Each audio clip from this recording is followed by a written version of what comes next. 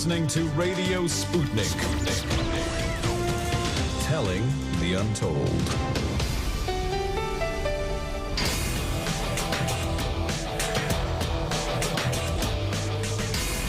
Fault lines. Live from the divided states of America, fixated between the ever-expanding rift on our collective ideology.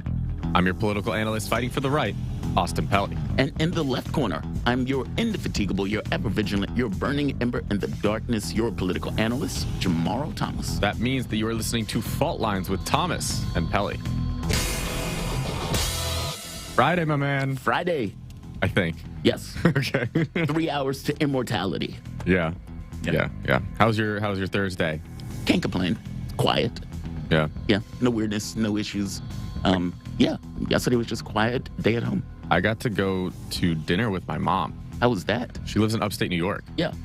So I drove all the way up to she's been, her and my dad were visiting my aunt in Florida. My mom doesn't really like planes in general. She just gets a little freaked out by them. So she was doing the drive in spurts.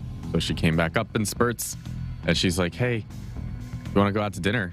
So I took her to this really nice Italian place. How long is she staying? Oh, she's gone by now. She's gone. Okay. Yeah. So she drove home last night, basically. No. She stayed in a hotel but left. Actually, she's probably here for the next half hour. Okay. Leaving. But it was very good to see her. Very interesting. That's cool. I'm glad you were able to do it. When is the last time you saw her? When she was coming down and we went to lunch. Oh, okay. So it wasn't like, first time I've seen her in 5 years. It's not that. No. Okay. No. Yeah, but no, it was just good. I'm a happy boy. Very cool, man. I'm glad for you. I think she's happy too. You know, one of 7 kids and. Oh, okay. Well, she has so many kids. Yeah, but only one favorite. What's missing one? But no, that's cool, man. I'm happy for you. Hey, all I'm saying is she only hit one kid on the drive all the way up. And it was just you. That was me. Her favorite. So I thought, well, you can't say that officially, but anyway, they're not here to hear my family drama. They're here to hear the news. Starting with our COVID headlines, yesterday in the United States, there were 205,115 new COVID cases reported, along with 2,575 deaths. Over the past week, there have been an average of about 205,115 cases per day, a decrease of 65% from the average 2 weeks ago. 64% of the total American public has been fully vaccinated, and 76% of residents have received at least one dose. As of this morning, the coronavirus has infected 77,357,504 people across the United States and killed 914,333 people. In national news, 2 senators are calling for the CIA to be transparent about a program they say has been secretly collecting information from Americans for years. In a newly declassified letter dated April 13th, 2021, Senators Martin Heinrich and Ron Wyden wrote to CIA Director Bill Burns and Director of National Intelligence Avril Haines, raising issues with the warrantless collection of Americans' records. Heinrich and Wyden said that the CIA had carried out the program, quote, entirely outside the statutory framework that Congress and the public believe govern this collection, and without any of the judicial, congressional, or even executive branch oversight that comes with FISA collection, end quote. Referring to the Foreign Intelligence Surveillance Act, FISA, the senators want the agency to come clean about the mass surveillance program, which they say was conducted in secret. Detailed information about the nature of the program and what information was collected was redacted in the letter. That is, that's exciting. Gotta see that. It's like, CIA, you need to be transparent about your version of Pegasus. I know, right? And they're acting the CIA to be transparent. It is literally there to not be transparent. Yeah. So I will talk about this in a second, but moving on. President Joe Biden on Thursday said mask requirements for children would likely start to fall away given federal plans to begin vaccinating children under the age of 5, but said it was probably premature to drop COVID mask requirements entirely. Asked if children should be required to wear masks in schools, Biden noted that 98% of schools were now open compared to just 46% when he took office just over a year ago, and the reopenings were made possible by wearing of masks. Okay. Way to bend it to your agenda. We all do it, right? A 16-year-old boy was arrested on Thursday and charged with calling in bomb threats at 7 prominent black schools in Washington. I saw this yesterday. A day earlier, the city police department said the teenager from Southeast Washington was charged with making terrorist threats. The Metropolitan Police Department posted on Twitter. Authorities did not release the suspect's name, probably because he's a minor, and said the investigation to the incident was continuing. Authorities have not indicated a connection to race in the spate of bomb threats. Joe Biden says that he is doing a complete deep dive into 4 candidates for his pick on the Supreme Court. Biden wants to know everything about them that could discredit their candidacy. Along with the prerequisites of this nominee being black and a woman, the president wants a quote-unquote persuasive candidate. This comes as a Yahoo News poll finds that 55% of Americans believe nominating a black woman to the position is either not very or not at all important to them. Biden is confident he will have a confirmed pick by the end of the month. In international news, the Ontario government says it has successfully petitioned a court to freeze access to millions of dollars donated through online fundraising platform Give Send Go to the convoy protesting COVID-19 restrictions in Ottawa and at several border crossings. The province obtained an order from the Supreme Court of Justice that prohibits anyone from distributing donations made through the websites Freedom Convoy 2022 and Adopt a Trucker campaign pages. Donors initially raised more than $10 million through GoFundMe, which announced last Friday it was pulling the plug on the campaign and that the money would be refunded. Convoy organizers quickly set up new campaigns on Christian fundraising site Give Send Go. As of Thursday, Freedom Convoy 2022 has raised $8.4 million and Adopt a Trucker has amassed more than $686,000. Give Send Go responded with a statement late Thursday. Quote, Canada has absolutely zero jurisdiction over how we manage our funds here at Give Send Go. All funds for every campaign on Give Send Go flow directly to the recipients of those campaigns, end quote. French President Emmanuel Macron refused a Kremlin request that he take a Russian COVID-19 test when he arrived to see President Vladimir Putin this week to prevent Russia from getting hold of Macron's DNA. Two sources of Macron's entourage told media as a result, the visiting French head of state was kept at a distance from the Russian leader during lengthy talks on the Ukraine crisis in Moscow. They were photographed at opposite ends of the table, of a table so long that it provoked satirical comments on social media and speculations, including by diplomats that Putin might be using it to send a message. Kremlin spokesman Dmitry Peskov confirmed that Macron had declined the test and said Russia had no problem with this, but it meant that a 20-foot distance from Putin was required in order to protect the Kremlin leader's I don't blame him. Don't blame him at all. Sure, but 20 feet, man, that's Don't a little blame him much. at all. Why are you ignoring a COVID test? And this is Macron, right? I mean, this is many of these guys who are in these positions of power. We're putting through all sorts of regulations. Oh, you got to wear masks. You can't go into a place without necessarily having your little ID Who is it card. that you don't blame?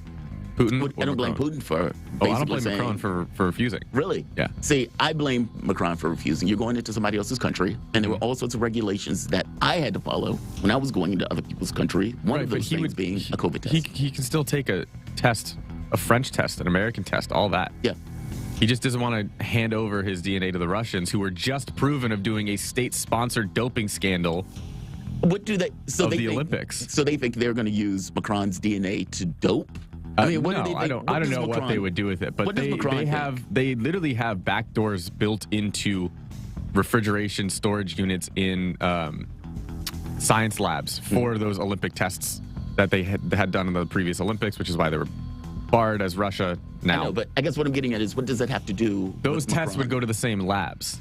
Okay. To get looked at, put in the same storage locker. They have like false walls behind those. Again, what do they think they're doing with Macron's lab work? I don't know. I mean, it's I don't know a what they're COVID gonna do test. with it. Yeah, it's COVID tests. I mean, They're going to clone him. right.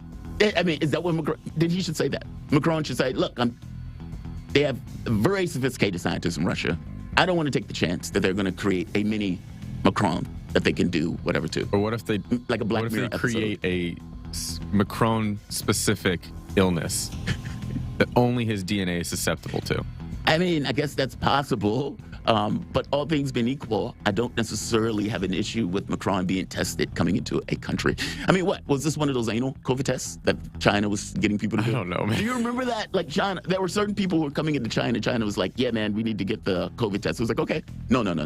We need to ensure that you don't have COVID. Sometimes it can hang around the rectum, and we need to make sure we get it all. And the people were complaining that China was forcing anal COVID tests, and it was like, this is pretty horrendous. I would imagine that the Chinese were laughing hilariously.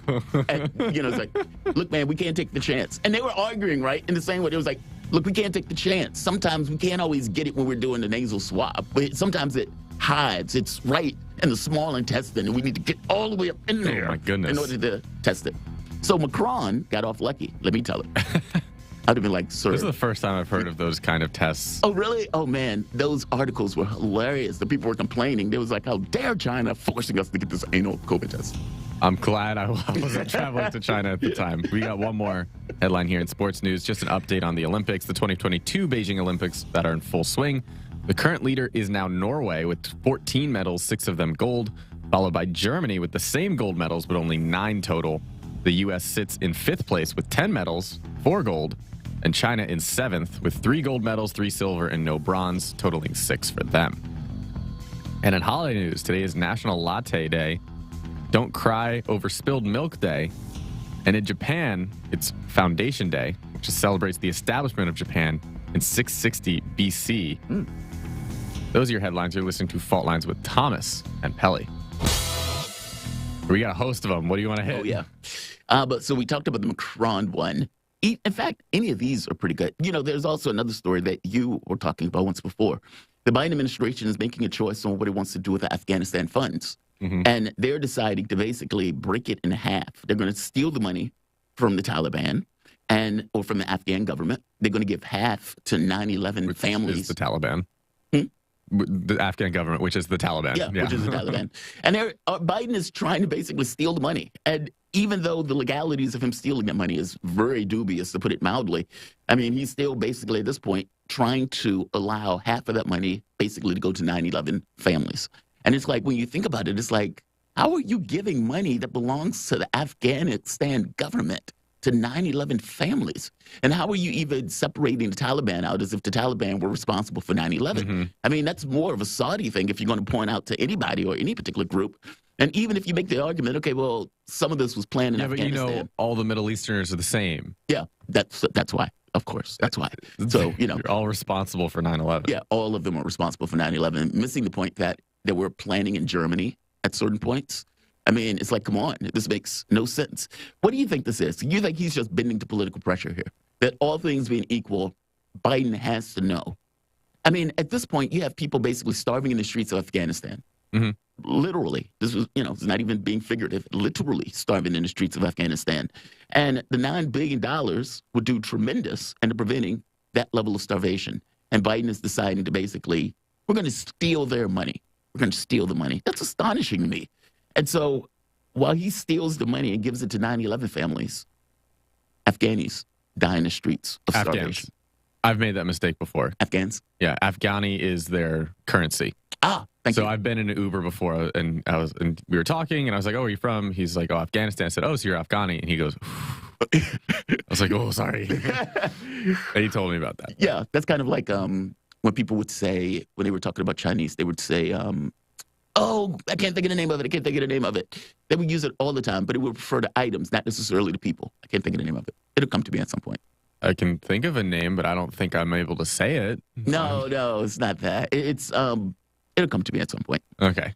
With these funds, the take half, give half. I think Biden's trying to wash his hands of it, because as long as there is a humanitarian crisis in Afghanistan, there will always be the link of, oh, well, U.S., you're still doing something to cause it. Right. If he makes whatever decision that is, take some money, give some money back, whatever. If he washes his hands of that, he breaks that link. Maybe. I mean, everybody knows. If he takes all that money, then sure, it's like, oh, you set them up for that. But if you give some of it back, if you give half of it back, and there still is a crippling hospital system, there still is mass education problems, and healthcare is horrible. But that's the rub. He's not really giving it back. So he's putting $3.5 billion in a trust fund to pay for immediate humanitarian relief efforts.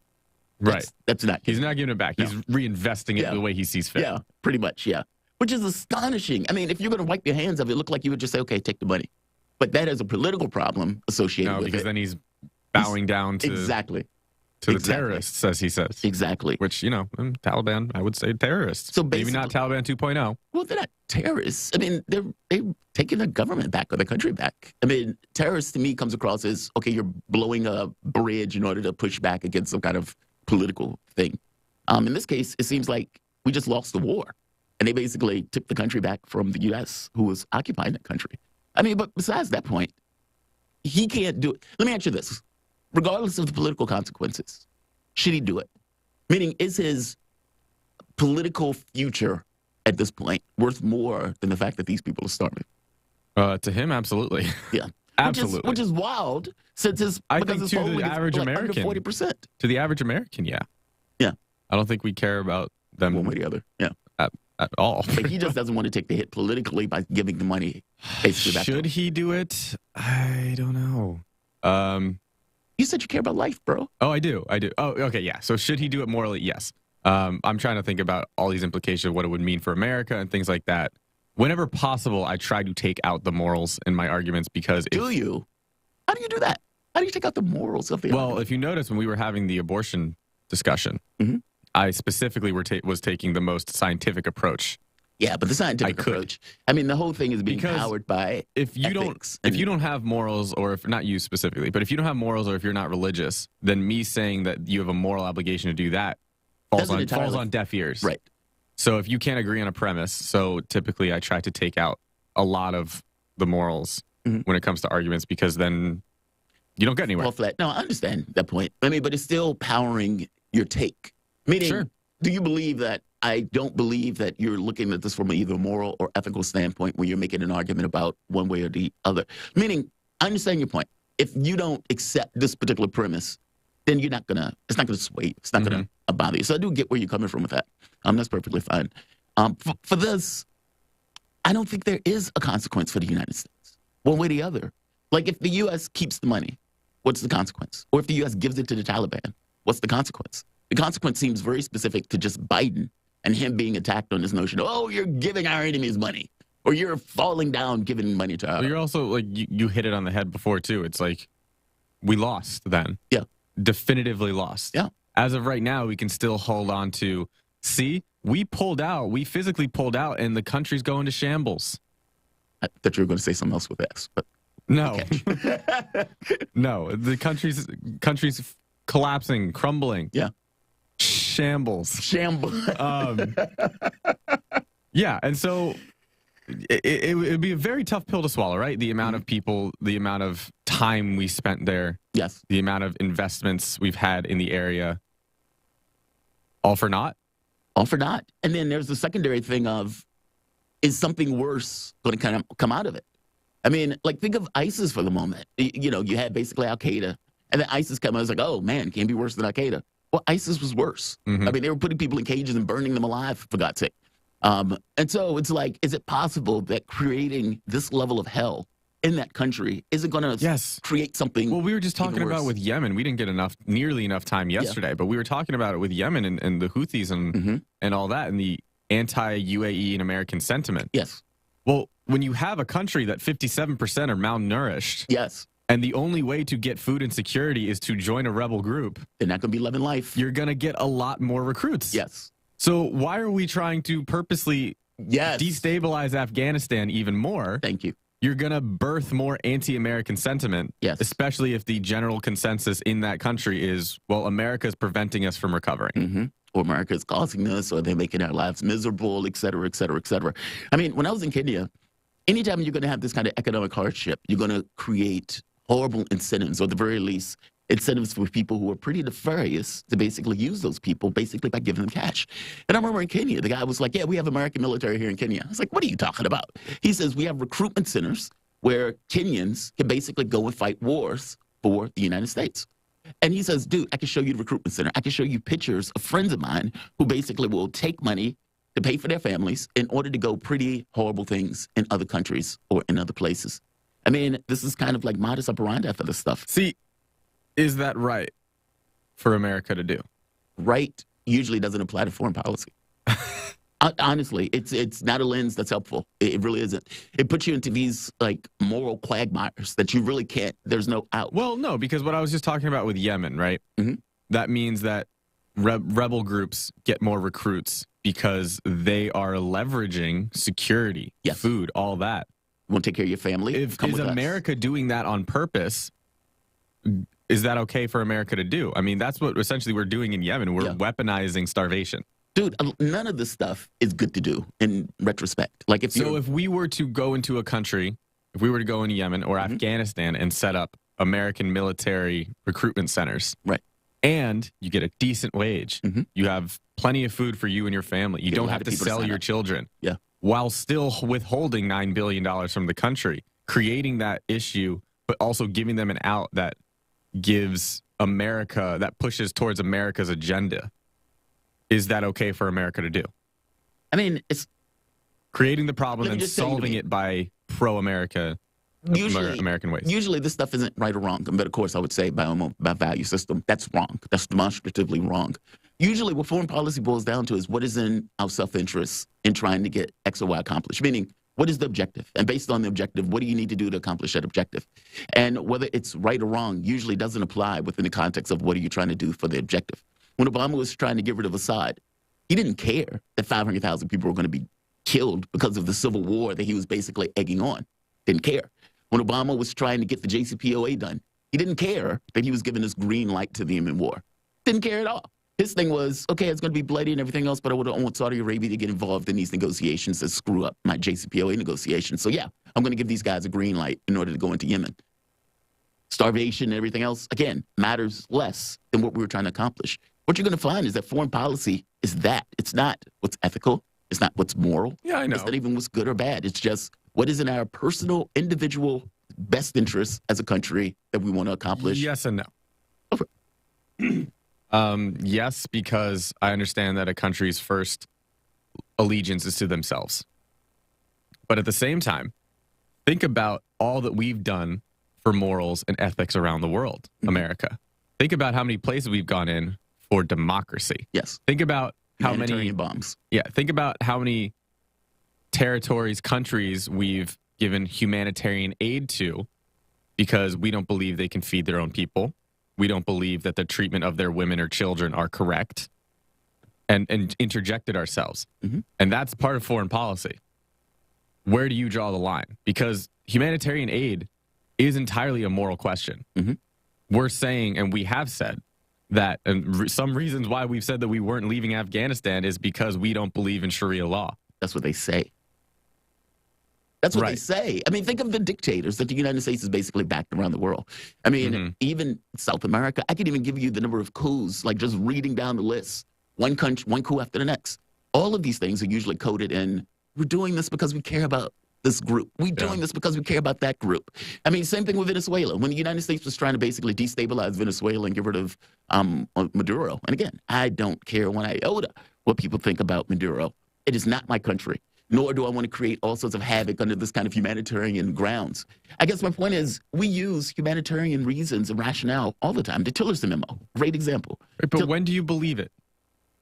I believe it. What do you mean? When do I believe the freedom and democracy or the humanitarian thing? How about when it was, oh, China is free to do what they want within their own region. If they want to put Uyghurs, if they want to persecute them a little bit, fine, as long as they're not like actually killing them or gassing them. Oh, you said, when do I believe we should get involved? Like when? Wait, let me come back to that. It's like, when should we invade? Then, before, when it was part of the agenda, I would say we need to boycott the Olympics. Well, our tensions are rising with China, so we're making kind of posturing moves. So we have to boycott the Olympics because we're not going to send Kamala over there. Psh, come on, how are we going to phrase this? And then the answer was the horrible mistreatment and human atrocities that are being performed against the Uyghurs by the Chinese government. Right. So when do you believe it? What do you when do you believe that that humanitarian reason is the truth? Oh, I see. When do you believe that the country actually believes humanitarian reasons are why we have that foreign policy? I don't know if I ever believe it recently. There's always an ulterior motive. Yes. Yeah, I would go so far as to say, yeah. Is there always a primary motive that's not that humanitarian reason? Is the humanitarian reason a cover? The humanitarian reasons is always a cover. Yes. I mean, I would read the Tillerson memo. This was the memo that they gave to Tillerson. And they basically made the point, it says, the memo reads like a crash course, basically making the point that the United States should use human rights as a club against adversaries like Iran, China, and North Korea, while giving a pass to repressive allies like the Philippines, Egypt, and Saudi Arabia. Quote, allies should be treated differently and better than adversaries. Otherwise, we'll end up with more adversaries and fewer allies, argued the memo. That is legitimate. That's real. Don't get me wrong. From the standpoint of the American media, we give this impression that what we do is for love and light. We're doing this because we're just the indispensable nation, and we just believe in freedom and justice, etc. And so when we're going and to drop these humanitarian bombs in Syria, or when we're dropping these humanitarian bombs in some other country, we're doing it because we care about the people. And it's like you point out, but dude, you've killed hundreds of thousands for that humanitarian reason. It doesn't necessarily seem like that's working out to the betterment of the people in that country, because oftentimes it doesn't. It's the cover. I mean, I could be wrong if you can point something out where I'm missing, but it's think about like rich that we're close to Saudi Arabia, who still crucifies, and yet we'll complain about Iran. Well, think about with Afghanistan and how we were so invested. I mean, we occupied Afghanistan, right? But at the same time, we still had a fair amount of Afghans who were pro-America while in Afghanistan. Very true. So that was, we're there for them. We're fighting for their interests. And we pull out, and then there's a mass exodus at Kabul. Yes. And guess who we leave behind? The same Afghans. The same Afghans that put their life on the line to help us out the entire time we were there in their country. But doesn't that back my point up, though? It does. It does. I mean, to be fair, I'm arguing both sides here, bringing both sides to the table. I mean, look, I would love for this country.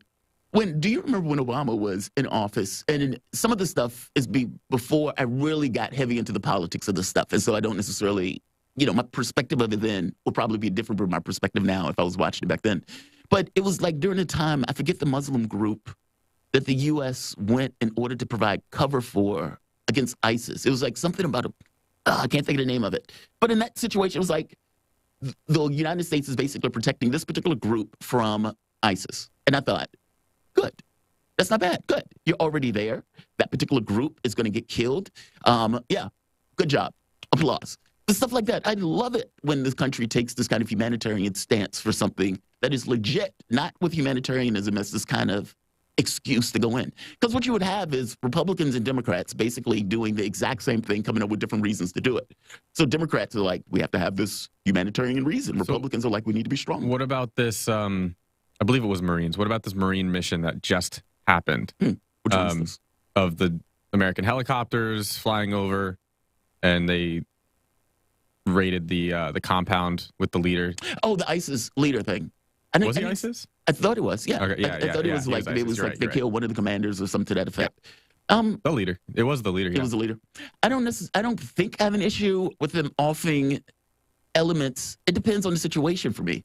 Like I'm asking about that situation. Oh, that specific situation where they basically killed the ISIS person. I don't think I have an issue with them killing the ISIS person. I think for me, a lot of this stuff comes into, should we be in those countries? Are we making the situation worse?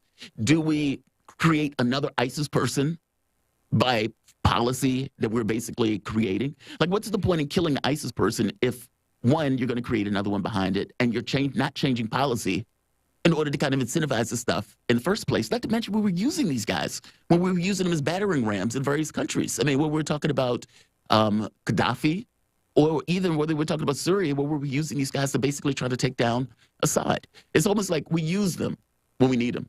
When we don't need them, or when they're becoming, problematic, we're perfectly okay with going in and knocking them off. I don't know, man. This stuff is just, the foreign policy thing is aggravating because oftentimes we're just using it for our own ends, and we just use the humanitarian excuse for it. And media just runs with it. Like, media never questions that. They never question the argument that is being put forth that the U.S. is using in order to invade a particular country. Look at the Ukraine thing. Nobody questioned, meaning even you were like, okay, well, is that really the border? I mean, is it close? Is that close enough to be the border? At the very least, you ask the question. Media just says, everybody's on the border. Russia's on the border. Russia's on the border. Meaning they don't even have the intellectual curiosity to go into and delve into those questions about, well, what does it mean to be the border? Is that really the border? It's the story exactly the way they're saying the story. Is there a perspective that the media is taking that is more so in line with the U.S. government as opposed to being more in line with what's real? They don't do that. The media in this country despite them saying that they're independent, all things being equal, they fall in line with the U.S. government's perspective. Yeah, so Ooh, you're calling them state media? They're worse than state media. They're worse. Yeah. So we'd be better off to have government-funded media. Ugh. You talk about like the BBC. Oh man, I don't want to say that. I mean, at the very least, it would be more honest, if that makes sense. Meaning, if you're state media, then I accept on some level that the person and the perspective they're going to give is going to be more, or at the very least, generally in line with state. But that's a stated and that's a known thing. Meaning, I know the BBC is going to take a position that is probably going to be more in line with the UK. China, North Same thing Korea. with China, North Korea, all those states. But what about channel, let's say, CNN? If CNN takes a position, CNN doesn't, despite the fact that CNN calls themselves independent, they still fall in line with U.S. perspective on that stuff. Meaning it's somewhat insidious. They're not telling you that they're falling in line with state perspective, even though they're falling in line with state perspective, especially on issues of foreign policy. I mean, tell me if I'm wrong. So then what is Fox then? What? Well, that domestic propaganda arm, every bit as much as MSNBC. Wow. Okay. Well, so is CNN then. Yeah, I accept that. So then which one is, because Fox and CNN I see as opposites. Yeah. Really? I don't see them as opposites. I just see them as a similar tactics, but when one has one take, the other one has the opposite, pretty much. Recently, yeah. I mean, yeah, that's since Trump. So if you're saying that CNN essentially is reverberating what the presidency is saying, or what's coming out of the White House. Kind of. I mean, it's not entirely, it's most like U.S. policy. Like, do you think there's a huge distinction in U.S. policy between Democrats and Republicans? Policy? Yeah. Foreign policy.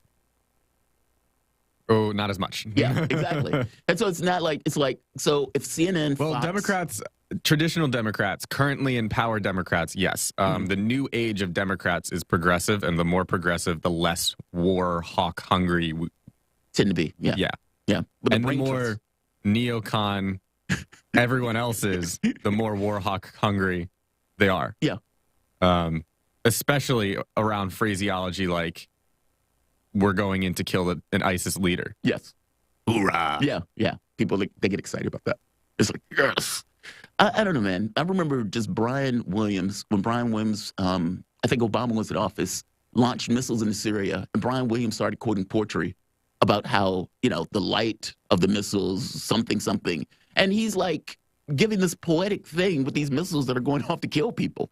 And it's like, oh, dude, that looks so bad. Like, I get if you need to fire off and fight as a last resort, but quoting poetry when your country fires off missiles and your country doesn't even have a legal justification for it. Like, the media at that particular point didn't even ask, wait a minute, what powers does the president have to launch a missile against a country that's not attacking us and not even threatening us? They don't care. Brian Williams was quoting poetry. The light of our missiles light How do our you eyes. fix American media? I have no idea. Short of because I think all media is propaganda. All media is propaganda. Yeah. Because you know what? I'm cynically inclined to agree. Because anywhere you are is where you're at, right? And anything, for example, if your schoolroom says we're going to have vegetarianism, and somebody might say, "Whoa, you're indoctrinating my kid into this vegetarian lifestyle." Oh, you mean like how we've legitimately done, hey, we're not going to say the Pledge of Allegiance in school because it's reinforcing religious implications of under God? Even that. We don't believe in under God. Anyway. Or there was also another teacher, I remember reading this a while back, I don't know what state it was in, who they said the Pledge Allegiance to a pride flag. Really? Yeah. Yeah, I don't get out. For inclusion. Yeah. But you get my point. Anywhere you are is where you're at. Like, whether you do a Pledge of Allegiance, whether you do something else, all of those things at some level is indoctrinating somebody to something. Yeah. Meaning you always have something where you're programming the kid. The entire education system, up until I would say probably mid-late high school, where you can actually start to question what you're learning, is what your teacher, what your school board is determining you should know. Yes. And the biggest wake-up calls are when you look at outside perspectives of, hey, wait, U.S. history looks very different. right. French history books. But that's kind of my point. That's why I say anywhere you are is where you're at. At some point, you're going to have to teach that kid something. That kid, I don't believe kids are blank slates, but let's say for the most, for all intents and purposes, the kid's somewhat of a blank slate. What am I going to teach that kid? Even not just teach him a workable point of view for that kid to be able to understand and engage the world. And it's like, You teach them how to think. yes, but don't you have to give them the basics to even get to the point of teaching them how to think? Yeah, but you also give them multiple perspectives. So why I'm inclined to agree with you on media being propaganda, period, is because I've said this before. I don't believe in documentaries. Mm-hmm. Documentaries don't exist to me. Documentaries don't exist. No. Documentaries mean that Until the History of the United States is a great documentary. But go ahead. It's not. It would be. You don't great. like it? It would be. Well, I haven't seen it. But what I'm listen. What I mean by it is, you can say it's a great narrative. Yes. I believe that documentaries don't exist because documentaries say that they take themselves out of the story, that they're just filming something, and they're bringing it to you. Well, every aspect of film media. There's a. Have you heard of mise en scène? No. It basically means everything within frame. Oh, right. Everything that you can see has been see, hear, experience in a film, in a show, has been put there on purpose. Nearly everything. Yeah. So, down to the color shade, temperature, and Kelvin makes an emotional feeling in you. If it's colder, then you're like more detached from the scene. It can seem darker and colder and more evil. Everything from, I don't know. The bright colors on the Next Generation Enterprise versus the darker tone in Deep Space Nine. One is a war, the other one is the Golden Age. The fact that someone's wearing glasses, the fact that one shoe is tied, there's symbolism behind, like that's how much, especially high production media. Yeah. That's how much goes into it. All of that and what makes the cut and what doesn't make the cut is someone's decision because they want to tell their story to you. Yes. A director has a vision, and it's his job to project his vision to the viewer. Yeah. Therefore, there is no documentary. But is that wrong? It's the director's narrative. I'm not saying it's wrong. All I'm saying is that there is no unbiased truth. Yes. Agree. Thank you. Yeah, agree. So that's why I'm inclined to agree with you on media, even if you were to take away the... Even with best intention, by the way. Even with, meaning... When I do the show, and when we do the show, try to be honest actors. It's like, all right, this is the reality of it. This is what I think. And you can go back and look at my old show and see my point of view and see whether that point of view has deviated. For the most part, it hasn't. There's certain things I've grown on in regards to conversations and stuff like that. But I try to give you this kind of honest take. But even with the best of honest takes, somebody else is going to be like, I disagree with that. Mm-hmm. And they can have an honest, legitimate disagreement with that. That's what I think is the best way to hone your own opinions. Mm-hmm. It's not to say, okay, what is the unbiased source? I need to find it. Because you're not going to find an unbiased source. If you think that you do, you're convincing yourself otherwise. Yes. The best thing is to look at the mainstream and to look at the non-mainstream, the fringe. Mm-hmm. To look at the left, to look at the right, to look at one side and the other. And then come to the conclusions of once you have all the information on both sides, why do I have this opinion? What brought me to it? That is the only way that you can legitimately come to I guess an ideology. Yeah, a workable point of view or some idea of, okay, what do I think is more likely to be true than not? Because if you just go into it saying, I need to find who is spouting the unbiased truth, you'll find them. Everyone's going to say that. Most people are going to say that. Yeah, exactly. Most outlets are going to say that. Exactly. And then you're just going to fall into the trap. Yeah, that's why when you're watching Rachel Maddow or Fox News, after a while, you get into this mindset like these people are speaking the word of God.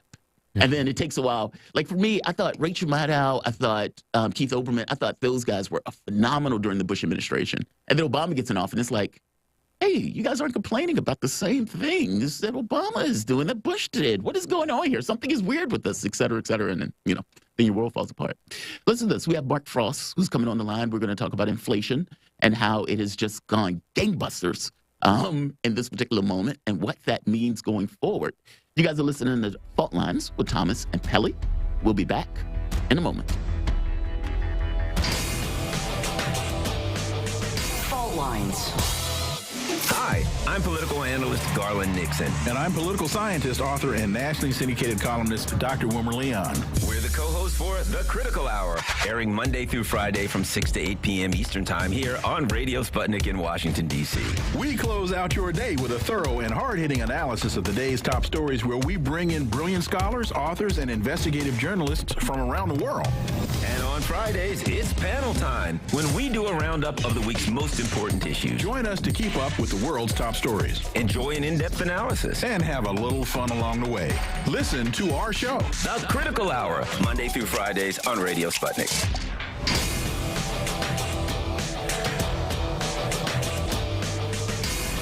Fault Fault Lines.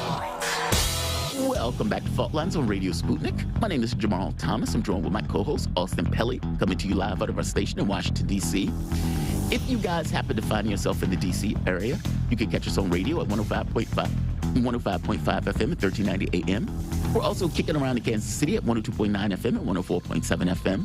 If you guys are digging what Austin and I are putting down, whatever platform you're consuming this content on, give us a like and share that audio or video. If you want to join in on the conversation, you can do so with a chat, a tweet, and of course, you can reach us by phone at 202-521-1320. Your engagement helps make this show what it is, so definitely don't be shy. Austin told me yesterday, he says, inflation has gone up again. I was like, really? He says, yes. And when I tracked down the media on it, I realized how bad inflation has continued to be. In fact, it seems to be breaking through some of the previous breakthrough records that we were having prior. Consumer Price Index data for January showed prices jumping 7.5% over the year and 0.6% over the past month, exceeding forecasts. Now, for the longest time, you were told that this is basically transitional. This is temporary. Don't worry about it. It's only going to last for a little bit of time. And lo and behold, a year later, not so much. To have a conversation about this and what is to expect, what we're to expect, not to mention even what we're to expect at the point where they raise interest rates, because invariably, most likely, they are going to do so. We're joined with Mark Frost. Mark Frost is an economist, professor, consultant, drummer, Eagle Scout, Marine, capitalist, Schumpeterian, and a recovering libertarian. Mark, thank you for joining us on short notice. How are you doing this morning? I'm doing pretty good. I got a cup of coffee in me, so hopefully I can be coherent. Oh, thank you. You're always coherent, Mark, and I always enjoy you with us, you and your cup of coffee. And cats. Yeah, and cats, and cat. Inflation is going through the roof, so this is not transitional. At this point, this seems to be something that is basically going to be here for the foreseeable future. And even with this notion of, Biden might boost the economy, like every so often you see Biden talking about, look, the economy is better than most people say it. Well, those people aren't necessarily feeling those gains at the point where you have a 7.5% increase. And you've made this point many a times, Mark, depending upon where you are on the economic ladder, it hurts that much more. It's almost like this secondary tax that's there. And then adding into this gas prices, where, and it's very weird. There seems to be all of these kind of interlaced things that are adversely affecting us. So in one case, you have COVID and this kind of supply chain breaks that were created by COVID. You have gas chip shortage. And so you have the situation where these cars can't get access to it, and so it increases the prices on the cars that are already there. You have the blockages that are taking place based on the convoy, the Freedom Convoy, especially from the standpoint of the U.S.-Canadian side, where there are millions of dollars a day, I think it's like hundreds of millions, that are not able to go past because of the protests that are taking place. And, of course, good old-fashioned inflation. What on earth is going on? And is this something that is basically going to be here for the foreseeable future? Well, first of all, what's going on is, I told you so. This isn't a mystery. I've known this was coming for at least 2 years. The writing is on the wall. First of all, the Federal Reserve added $10 trillion, not billion, $10 trillion to its balance sheet. It has $10 trillion more liabilities than it did last year, or better said, than it did 18 months ago. Now, just do a thought experiment. If I gave you a credit card that had $1 million balance on it, keep it to scale, and you never had to pay that credit card back, or at least not in your lifetime, wouldn't you believe that your life was better? Wouldn't you believe the economy was doing better? Wouldn't you believe that you had more income? Because a big, giant liability was taken out by the Federal Reserve. So it would be just like if you took out a loan for $1 million and you went off on a spending spree. You and Crackhead Bob went and had a vacation. Crackhead Bob's getting free pipes. Exactly. Everything's been stimulated.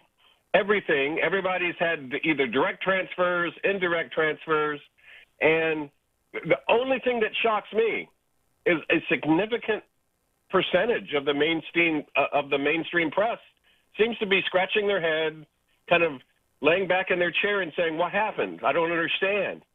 And it's so easy to understand. We increased the money supply by about 35%, and therefore we're going to have inflation, and it's good old-fashioned inflation, which means it's permanent because it's monetary based. Then there's the supply chain issues that are having a upward push on prices. So you combine that with a perfect storm of monetary policy and a perfect storm of demand and supply dynamics, and you have structural inflation that's not far from is it not going away anytime soon. It's going to get considerably worse, and it's going to stay considerably worse for some time. I don't think this Fed has the wherewithal to fight it. It's not going to really be taken seriously by the Fed until it's the number one problem in the media.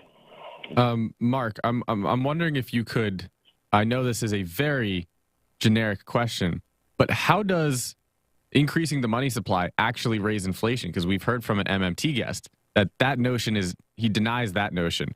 Raising the money supply 35%, as you say, shouldn't change the value of the dollar at all. So could you break that down? Because when he made that statement, I was like, I guess I've always just really taken it that you increase the money supply, it devalues the dollar. But that's flat out rejected in MMT. Okay, and there's also theories that we didn't land on the moon. MMT is a dumb theory. Everybody who has ever advocated it has never been able to do so in a double-blind trial or in any kind of peer review, any of that. It's a nonsensical theory. If you inflate the money supply, you get inflation. It's really that simple. And I know why they do it, but they do it because it fits their policy prescriptions. But MMT isn't very good economics, put it that way. Mark, we're going to have to get you on another time and Grumbine to go at it, because I know that there's a lot to explore with that. But for now, I'm going to move on from MMT. I do want to get your take on this interaction between Biden and Lester Holt. Lester Holt asked, quote, I think it was back in January, you said inflation was going to be temporary. I think a lot of Americans are wondering what your definition of temporary is. Biden said, well, you're being a wise guy with me a little bit, and I understand that's your job. And then later when prompted, he said, according to Nobel laureates, 14 of them that contacted me and a number of corporate leaders, it ought to be able to start to taper off as we go through this year. He said that recently? He said that yesterday. Wow. Wow, he's still going there. So, Mark, is this going to go down by 2023? Wow. No. The rate of growth of it might grow down depending on what the Fed does. But the very fact that I'm talking about the Fed tells you what the problem is here. It's a monetary problem. The Fed has $10 extra trillion of liabilities on its balance sheet. If it wants to be even at all serious about inflation, it's going to have to reduce that $10 trillion to something like $6 to $7 trillion at a minimum. So the thing is, when the Fed is putting out money like that, then it gives more people money to basically borrow. And when those people are basically borrowing, they're using that borrowing in order to buy stuff. Is that what's going on? I mean, or power. Yeah. Well, explain that for me. Like, why is it that the Fed having, let's say, 10 trillion as opposed to 6 trillion is prompting, or at the very least incentivizing, more inflation than would have been there otherwise? Because the number one buyer of U.S. government securities in the secondary market is the institution of the Fed. Nobody buys more Treasury bills in the secondary market than the Federal Reserve. Indeed, that's how they prop up the dollar. So if the Fed, if the Treasury wants to sell its deficit spending, it has to issue bonds. And companies buy those bonds, banks buy those bonds, and the Fed buys them and sells them on the secondary market in a way that supports the U.S. Treasury. So if they don't sell enough bonds at auction, the Fed comes in and covers it. So you have one quasi-agency of the federal government buying fiat pieces of paper. Actually, it's electronic paper nowadays. Mm-hmm. From another agency that's giving up its own fiat electronic currency to buy the currency of another agency. So that's how they prop that up. It stops to be, it ceases to be a prop once the cat is out of the bag and people see what's happened. Well, what's happened is we've printed $10 trillion. And there's a consequence to printing $10 trillion. At first, it doesn't even seem like there are any consequences because it takes time for it to migrate out into the economy. In the system that we're having, now this is where I can agree with some of the MMT people. There's certainly a good old boys club when it comes to open market operations as practiced by our monetary system and the Fed today. There are things that could be done that would improve, that would make it more efficient, that would make it less of a good old boys club, and it would take, quote unquote, Bubba out of the equation. So there are things that can be done. There are things that I think that MMT points out that's useful for people to know. But there's no magic money creation trick that you can do that creates that much money that doesn't have inflation associated with it. And if that money printing happens at a time when other demand-related factors are very volatile and are also putting pressure on the economy, then you're going to have two types of inflation at play. And what's going to happen is eventually people are going to get tired of being gaslighted. If someone that makes $30,000 a year doesn't need to be told, they don't care whether you say or I say or a government official says that inflation is transitory. They literally don't care. They can see it for themselves that the money that they have now doesn't buy as much goods and services as it used to. And they recognize that their money, that the money they have to spend is growing at X, and the value of that money is declining by more than X. Mm-hmm. That's the worry, and that's how inflation becomes the top issue, because the people who suffer from it the most are the last links in the chain. Those investment bankers aren't suffering from inflation. They're taking advantage of inflation. The people that are suffering from inflation are the people that are the last in the chain. They had the least amount of time to react. And when they do react, all they can do is stop buying the things that have gone up the most in price and start buying the things that haven't gone up as much. Yeah. Everything from pork to bologna to even the little project I gave my class where they went to Dollar General stores and they just did a quick little consumer average. I mean, they're showing just by using that as a proxy that prices, counting shrinkflation, that is where they turn a usual 3-pound tub of ice cream into 2 pounds. Even at that store itself, inflation's hit about 30%. Wow. And why the government wants to lie to people and say it's Well, they don't want to own it. That's what that is. I mean, because at this point, inflation is the number one issue. I mean, even more than COVID at this point. People have gotten to the point of saying, okay, we're just going to have to live with COVID. But for the inflation standpoint, not so much. Or we're just going to have to live with the inflation. Yeah. I mean, and I don't think people are going to accept that. At the very least, they're not going to accept it with this notion of not. They're pointing the finger at Biden on this. I mean, Biden's polling is at under 40%. What is he supposed to do about this? I mean, does the president, you made the point about saying this is monetary policy. So does the president have any, let's say, say-so or influence on doing anything about this? I mean, he's pushing his BBB plan as a way of trying to deal with it, even though people are saying that the plan is basically dead. Yes, the president does have a lot of power, and it's a lot of symbolic power, and it's also a lot about what he's trying to do. It's one thing to increase the balance sheet liabilities of the central bank by $10 trillion. It's another thing to do it at a time. You guys have to remember, you had me on here, this was when Trump was still president, almost 2 years ago. And I said something to the effect of what's worrying me about all this bipartisanship, about all this, let's just bail everything out, is that there was not a shortage of capital in American markets. There was not a shortage of capital to business America, big business America. There just wasn't. And I think I said something like, if you look at the aggregate, private companies are floating in capital right now. There is no liquidity problem. That's not the kind of problem we have right now. We don't have a bank run. We don't have that going on. And companies in general are awash in capital. Well, at a time when companies were already awash in capital, we printed $10 trillion. So what we have right now is, for instance, it's one thing to play with fire, right? So let's say I'm playing with fire and I'm outside and I catch my sleeping bag on fire. Well, that's different if you're playing with fire inside and you burn the whole house down.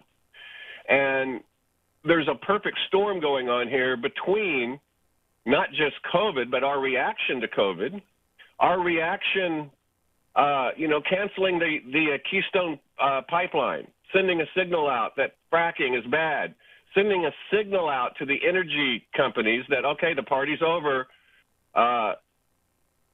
So our own American domestic production has gone off the market. That's increased energy prices. And any politician, whether they're an economist or whether they're a teacher, ought to understand that when energy prices start rising, that hits the working poor the hardest. Mark, outside of this presidency specifically, I mean, you could literally go to Google and just type inflation, and 9 out of 10 of the articles will say Democrats worried of the inflation squeeze, Democrats on the line, Democrats. Is there a reason why inflation gets pinned on Democrats more than Republicans? And I'm talking about outside of this presidency. It's pretty easy to say, oh, inflation's high now. They have a majority and Biden's in the office, therefore it's them. But outside of that, is there a reason why Democrats would be the specific target of ill feelings towards inflation just in general?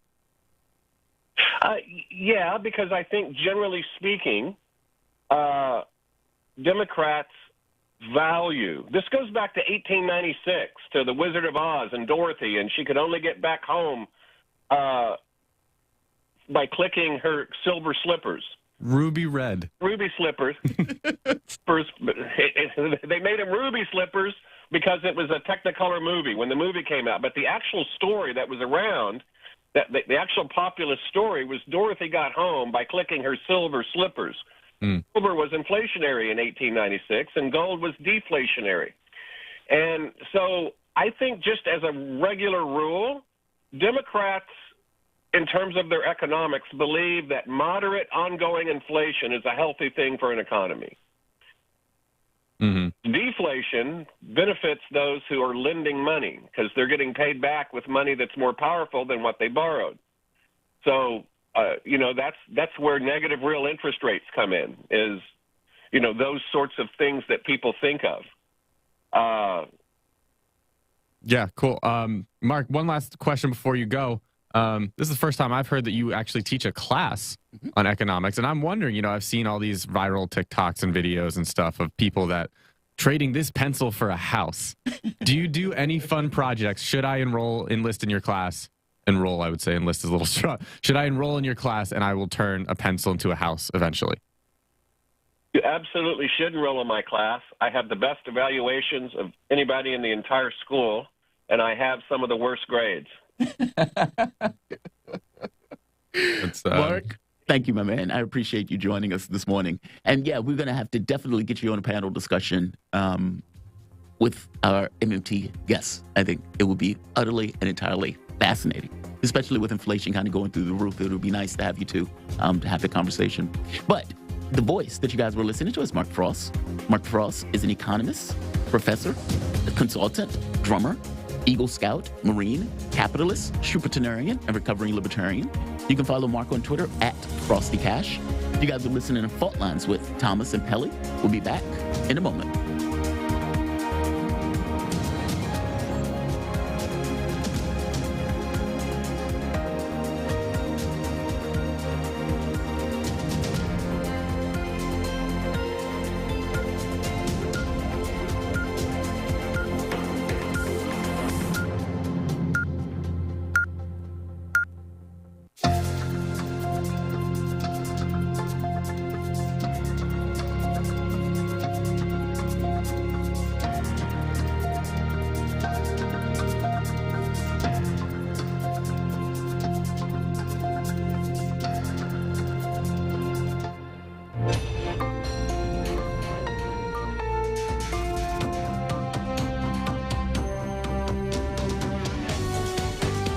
listening to Radio Sputnik.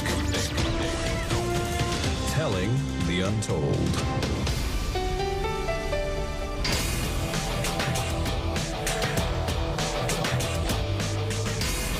Fault lines.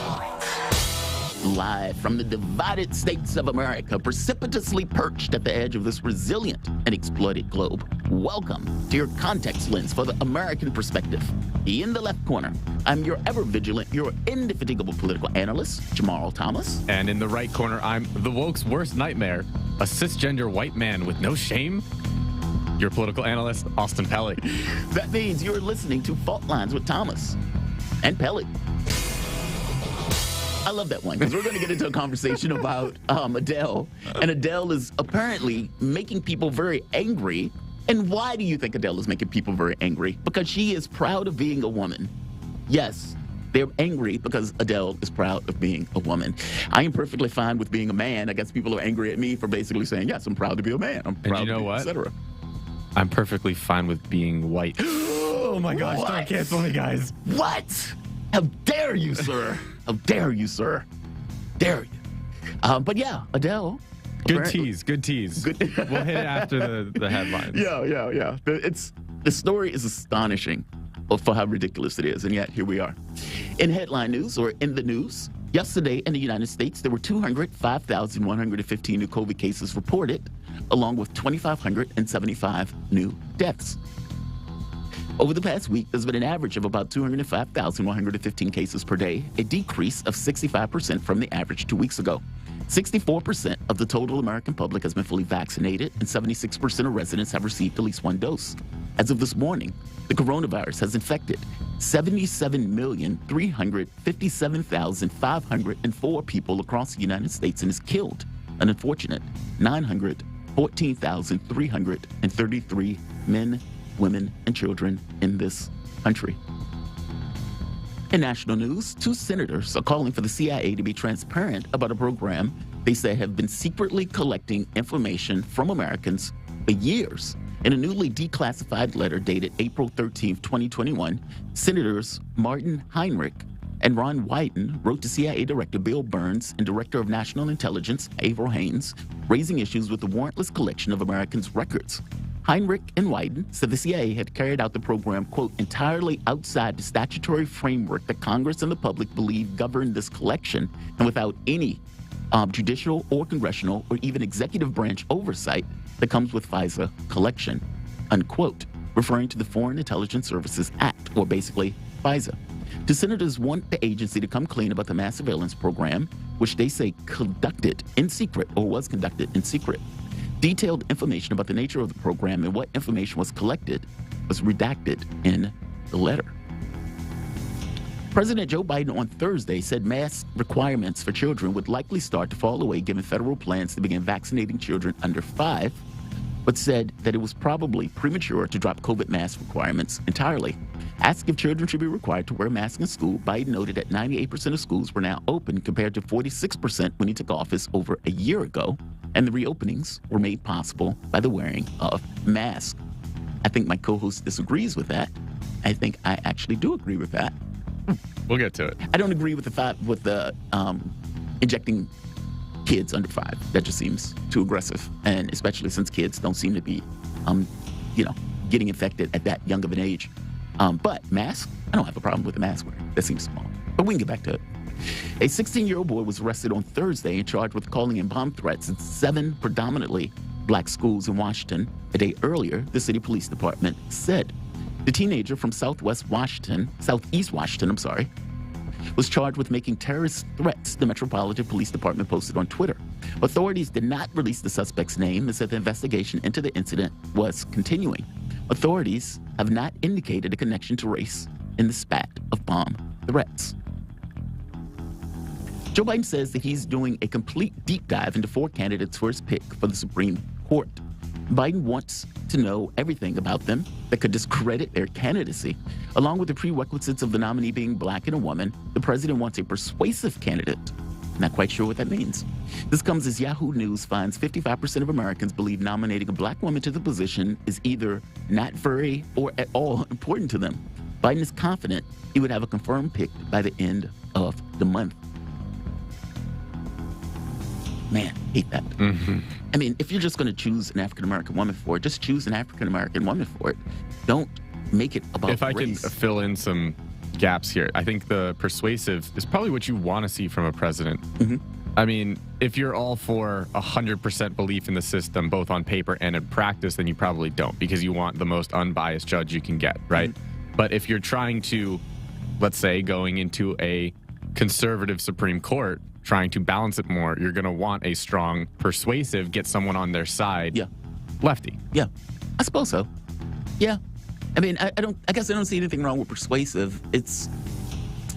I don't know. I mean, that's a tough one. I don't know how that works out in the Supreme Court, but maybe. I guess I don't see anything wrong with getting somebody who's persuasive. I guess I don't know how much bang for the buck you get out of persuasion in that context. Of the court? Yeah. But I don't know. But who knows? I guess I don't have anything wrong. I mean, I've been criticizing this as a dead pick, right? Yeah. Because it's still going to be majority. Supreme Court. Still, what, 7-3, either way? I thought it was 5-6 now. Or 5-4. Is it 5-4? Okay, 5-4. Yeah, either way, it's still going to be that way. But it's still going to be a conservative court. But if you get a persuasive judge that could bring other people onto your issues, right, maybe you can get a little bit more through. Because Breyer wasn't persuasive. I guess maybe you don't want more to get through right now on what's on the docket. Maybe you can get things kiboshed.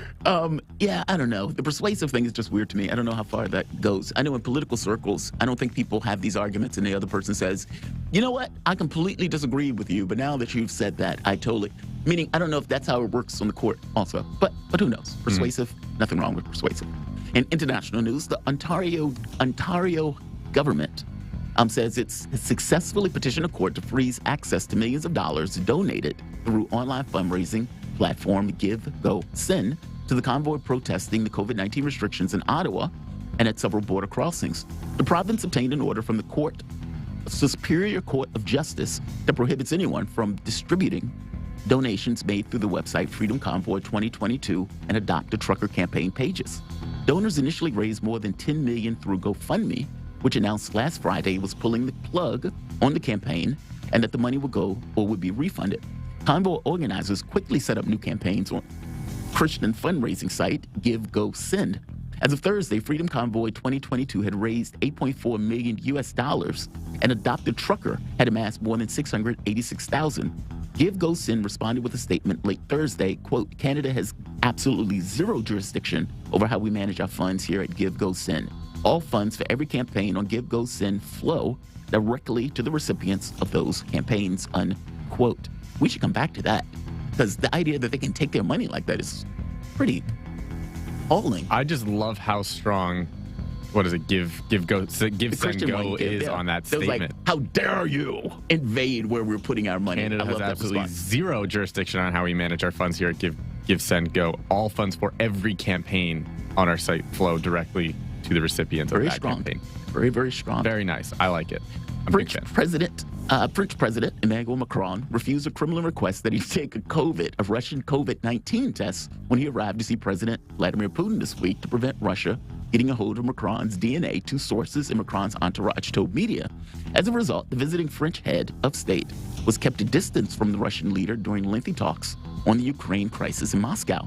They were photographed at opposite ends of a table so long that it provoked satirical commentary on social media and speculation, including by diplomats, that Putin may be using it to send a message.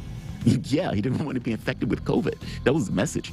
Kremlin spokesperson Dmitry Peskov confirmed that Macron had declined the test and said that Russia had no problem with this, but admit that a 20-foot distance from Putin was required in order to protect the Kremlin's leader's health. I mean, everyone's socially distant against Omicron because it's 3 times more infectious. We need 3 times as much distance. Pretty much, yeah. 20 feet each. And what were they doing with Biden? I mean, weren't people like holding their breath with Biden or something like that? Or the people were around Biden, it was like, okay, we had to have a certain distance. Everybody had to have their mask on. We can't take the chance that this elderly, weakened man basically falls over with a cold. All right, Andre wants me to say it. Apparently, Macron is more susceptible because Macron gets Omicron way easier. I'm not proud of it. I am the mouthpiece for this man. He gets it way easier. In sports news, The 2022 Beijing Olympics are in full swing. The current leaders, Norway, with 14 medals, 6 of them gold, followed by Germany with the same number of gold, but only 9 medals. The United States sits in 5th place with 10 medals, 4 gold, and China is in 7th with 3 gold medals, 3 silver, and no bronze, totaling 6. In holiday news, we have International Day of Women and Girls in Science. Oh, they're so transphobic. They're so transphobic. Yeah. National Make a Friend Day and National Shut-In Visitation Day. Those are your headlines. You guys are listening to Fault Lines with Thomas and Pelly. I think we need to correct ourselves. So the Supreme Court split right now is 6-3. Oh, okay, 6-3. What did I say? 7-3. Oh, what did I say? 7-3? I don't remember. Okay. Well, thank you. I said 5-4. It is 6-3. Okay, thank you. 6-3. So let's get into Adele. Let's get into Adele. Because I was reading this morning and I was like, this is too ridiculous. And it's ridiculous on so many levels. Yeah, you heard me basically say International Day of Women and Girls in Science is basically transphobic, apparently. It would have to be if Adele is also apparently transphobic at this point. So Adele, right here, she's being accused of being transphobic for declaring at a woke gender-neutral award show that she loves being a woman. Now, she made the remarks Tuesday Brits Award as she collected a prize for the Artist of the Year, a newly created category that basically merged old Best Male and Best Female awards. Now, Adele gets the award. She wins the award, and she says, quote, I understand why the name of this award has changed, but I really love being a woman and really love being a female artist. I do. And she got huge cheers. I'm really proud of us. I'm really, really am, she said. Now, this immediately got her attacked on social media. Only thing she said, just to be very clear here, I love being a woman. And the response is, oh, she's so transphobic. They hit her on this. They basically said she's trans exclusionary radical feminist. Somebody says, please, no, Adele can't be a TERF, a staunch feminist. Yet another person, who'd have thought Adele was a transphobe and would use her platform to call for the destruction of trans community. Oh, my gosh. The destruction of the trans community. Because she said, I like being a woman. Let me put it this way. Just because an individual is proud of something or likes something about themselves does not necessarily mean that they are attacking you. For Austin to say, I am proud of being a white Christian male, it doesn't make me feel any less of a man or any less of a black man. Oh, how dare you, sir? I feel less of a black man because you enjoy being a white guy. Are you insane? That's like me saying I enjoy being a male and somebody saying he's transphobic because he enjoys being a man. Are you insane? So we actually have a comment. Chucky is bringing it to our attention that several gay magazines said Adele had committed, not kidding, a trans genocide. Wow. Wow. Look, this is too far. This is way insane. Too far. It is. When I'm making comments about, like, stop screwing with my television characters or with my shows, Star Trek Discovery, looking at you directly, it's stuff like this. How is she saying, I appreciate being a woman?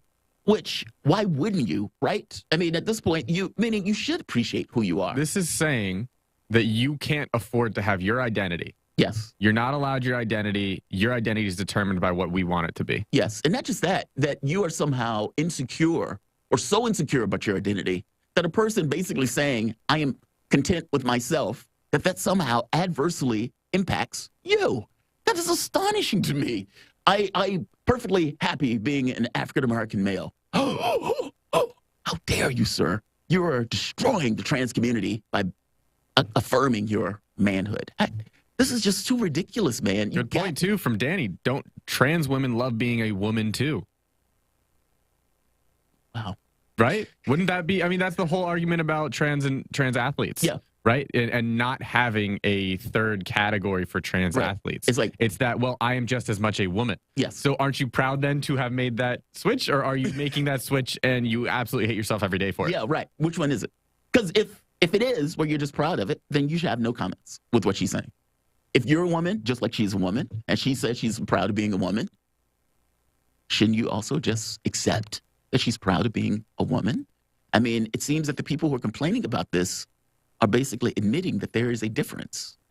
Am I wrong?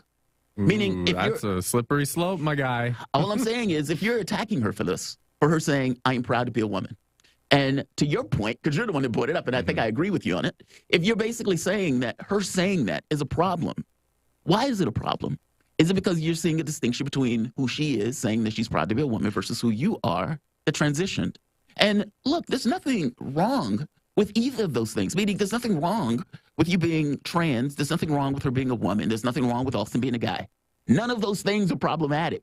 They do become problematic if you're overtly insecure about being trans. And the very articulation of somebody saying they're proud of being a woman or a man or this or that. Is all of a there sudden makes you something insecure. wrong with me being a white man? I don't think so, but apparently Society people who are- says otherwise. At least the progressive wave, and I'm not going to say all of them, yeah, I'm a lefty. but I don't have like any issue with you being a white guy. the huge woke culture, we're being taught to hate white male identity. Because you know what? White men can't have a say. You know the amount of times when we had the abortion discussion, I'm going to jump on my soapbox here. When we had the abortion discussion, it's like, why do you get a say? It's not your body. Well, first off, I would say, well, you're also killing another body that's not yours. That. It But is your also, that's like saying, like, okay, who fought to end slavery? The white men fought other white men to end slavery, and then they brought black men in to end it. Into the war. There's a little bit of all of it, but go ahead. I get your point. Right. It wasn't the specific They weren't group. the ones being enslaved. Right. Who broke up the Nazi concentration camps? Russians. It wasn't the Jews from the inside. Right. Yes, Russians and then the Allied powers. Your point is that basically it's always going to be other elements that are part of the group that is causing the problem that is also going to unravel that problem. If there is injustice somewhere, it doesn't mean that you don't get a say on it unless you're directly involved. Of course. That's where I'm going with that. Of course. Yeah. So this whole like, I can't have an opinion on race because I'm white and I don't deal with it as much. Right. Or I can't have an opinion on abortion because I'm a man and I'm not going to actually be pregnant. Mm-hmm. Which also, by the same token, you know what the new emojis are coming to iPhone? Pregnant man and pregnant person. Hey, man, get pregnant. No. No. I mean, like with some kind of genetic. I think with like a lot, I'm pretty sure they can do an artificial womb or something. Yeah. I'm like, not let's going to. say the person, like a trill. A person is about to die. Okay, we need to save the baby. Can we put the baby in the guy in order to keep the baby alive for a period of time, and et cetera? Meaning, I know the dad can't birth it unless it's coming out somewhere else. But you get my point. Like, maybe not. I mean, I wasn't sure if there was some kind of medical wizardry that can kind of make that work. I don't know why you would try to make that work, but who knows? People come up with all sorts of things. So now can I get a say on abortion that men can hold a baby now? Yes. Okay. Absolutely but only now. yes. Cool. Absolutely yes. Look, my biggest point here is leave Adele alone. Leave Adele alone. Adele could perfectly say that she enjoys being a woman, just like somebody could say they enjoy being a man, or somebody could say they enjoy being gay, or somebody could say they enjoy being trans. Trust me, if you're proud of being gay, you're not affecting me one iota. I don't feel bad because you say that you're proud to be gay or happy to be gay or happy to be trans or anything else. Adele can say the same. Leave her to her devices. She's not transphobic, and if anything, she's backed the trans community and the gay community whole hog. Leave her to her devices. You guys are listening to Fault Lines, Thomas and Pelly. We're going to be back in a moment. We're going to have a conversation with Dr. Gene Ollinger on whether or not this mask stuff is economics or whether or not it is medicine, not to mention Fauci saying that the full-blown coronavirus is nearly over with. You guys are listening to Fault Lines, Thomas and Pelly. Back in a moment. Fault Lines. By Any Means Necessary is your guide to the movement and efforts shaping the world around us, from mass incarceration. No longer am I interested in or concerned with prison reform. I am interested only in the eradication of prisons. To the battle between police and water protectors. It was a pretty punishing disregard for the sanctity of human life, that unleashing water cannons on peaceful, prayerful water protectors. From efforts to protect the environment. The climate movement is ready to, with plenty of opposition research and force and strength, along with, the right of both science and morality, to fight them on this. To the movement for Black Lives. When I first saw the Michael Brown video, and I saw that it clearly contradicted the narrative put forth by the Ferguson Police Department and by police supporters in general, 3 words came to mind: color me shocked. Stay tuned to By Any Means Necessary, 5 days a week here on Radio Sputnik.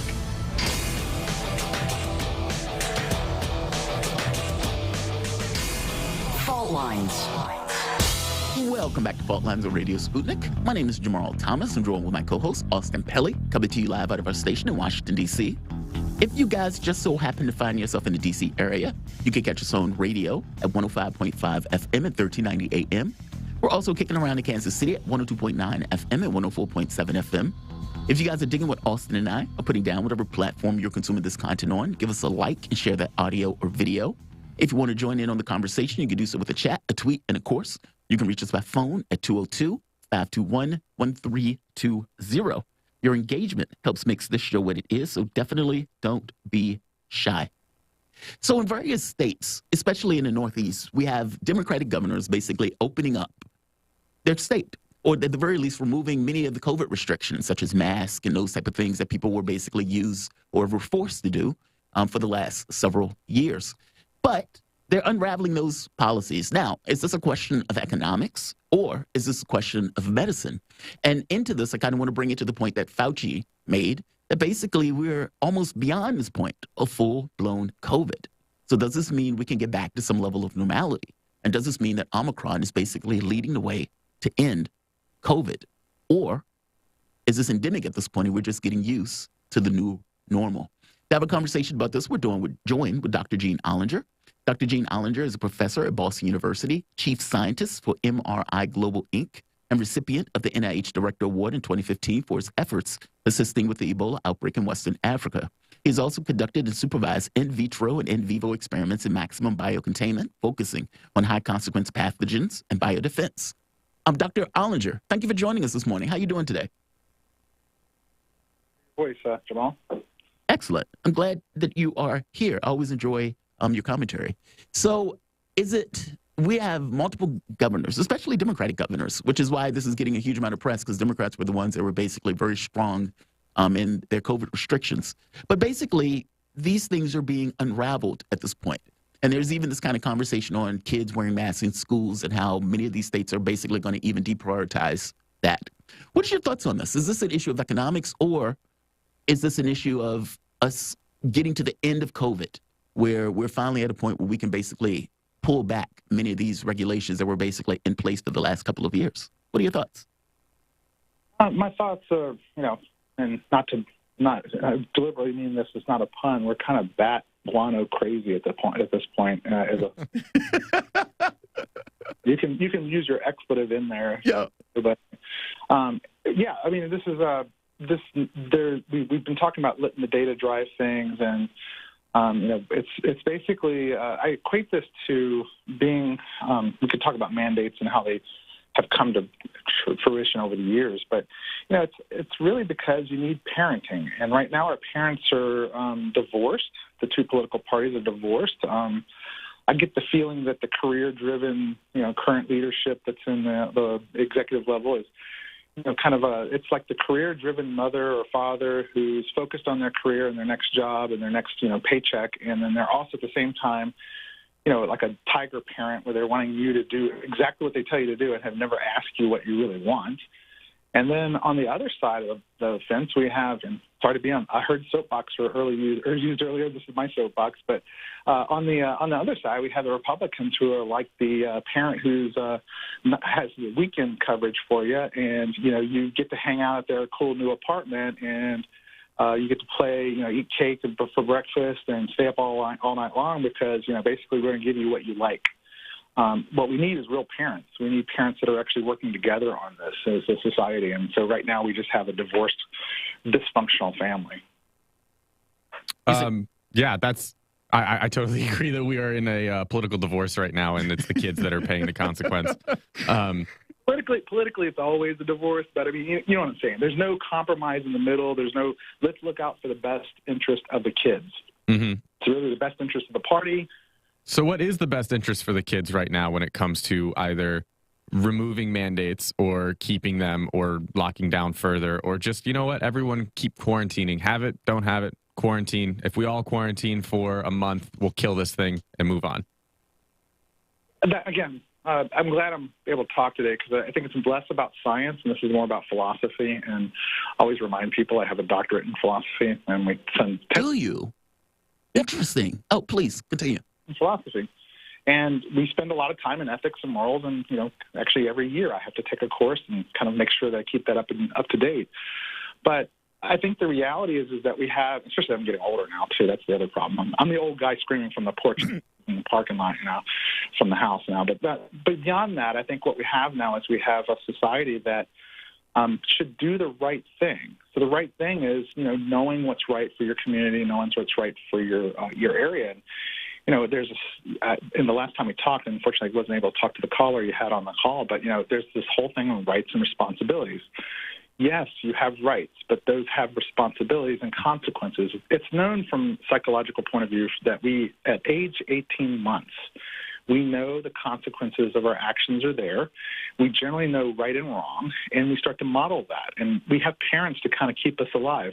My son is a great example of, the optimal citizen. He, when I wanted to take him to when he was 12, I wanted to take him to a PG-13 movie, and he said that's inappropriate because it's not designed for me, Dad. He's not 13. Really? I was trying to take him. He's just, his heart is just clean and soul. His soul is just completely, it's not going to be damaged at all. And he does the right thing. I, on the other hand, lit a couple telephone poles on fire playing with gas, and I lit a field on fire. I needed a parent to make sure that I could make it to adulthood. Oh, boy. Little guidance here and there, and kind of that was wrong. And that's kind of our society. We have a society that thinks that they can do what they want to do, and it's okay, and that the selfishness is okay. And yes, selfishness is okay. There's a yin and yang part of this whole philosophy point of view. But you do have to understand that when you make bad choices, that there's consequences, and sometimes they're on other people.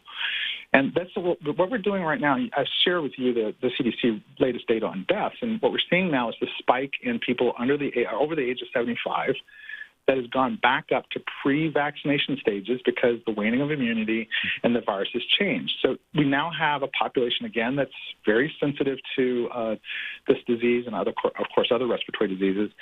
And it's almost, and I hate the word genocide because it's not genocide, but I almost want to call it unintentional. Of course, manslaughter is unintentional, but sometimes it's intentional. It almost gets to the level of second-degree murder because we're making conscious choices which we know are not correct.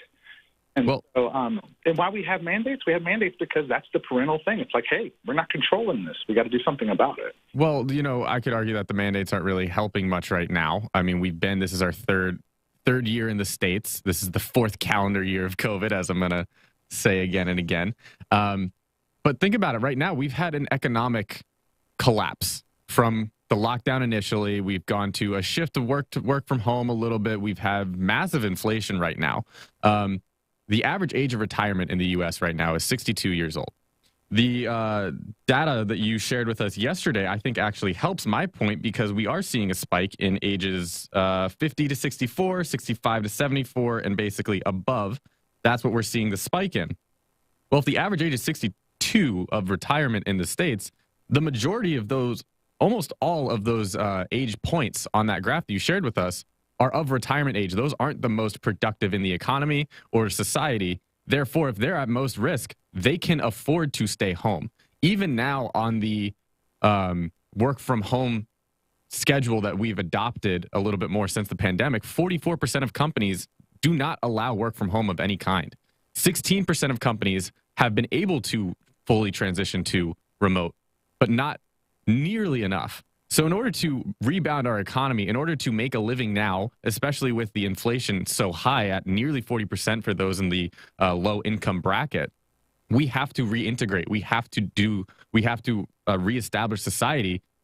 I mean, the pandemic is endemic. You've said that before. We've said that before. It's pretty well known now. That's what the discussions of the mandates are. So why are we ready to uproot our lives again for something that we can't fix at this point? No, I completely agree. The economy is a whole different part of this equation.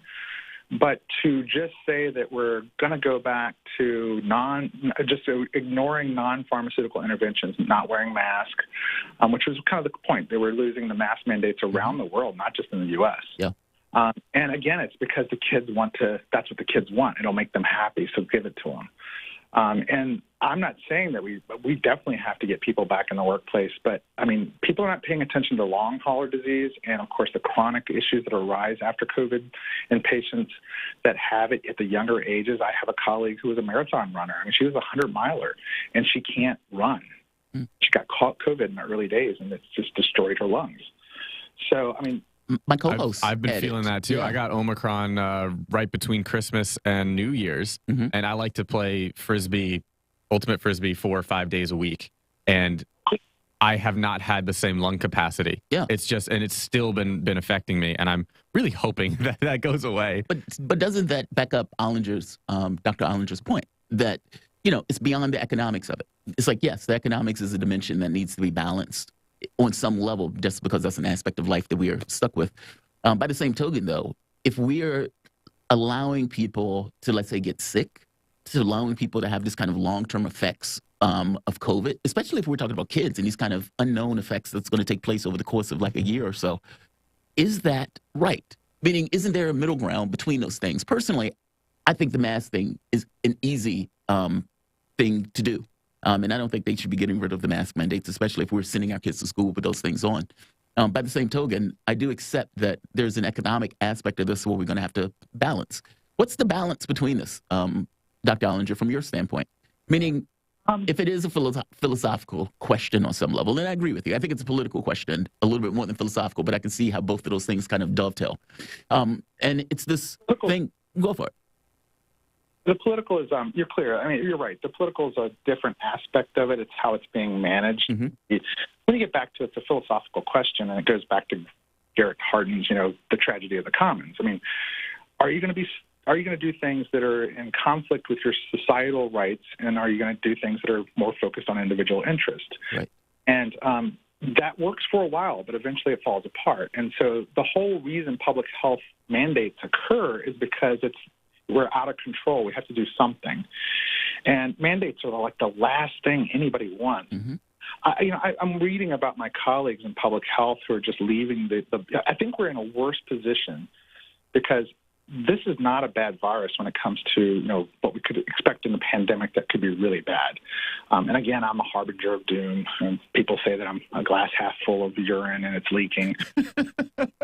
Occasionally I'll be optimistic, but but the reality is this: I spent my whole life studying these things and working on this and trying to avoid this, and so have my colleagues. And they're not draconian, power-hungry people. These are people that have a true heart that, yes, it might have got jaded over the years from being in bad positions, but they entered this business of public health because they want to help. They could have made more money in industry. They could have made more money on Wall Street.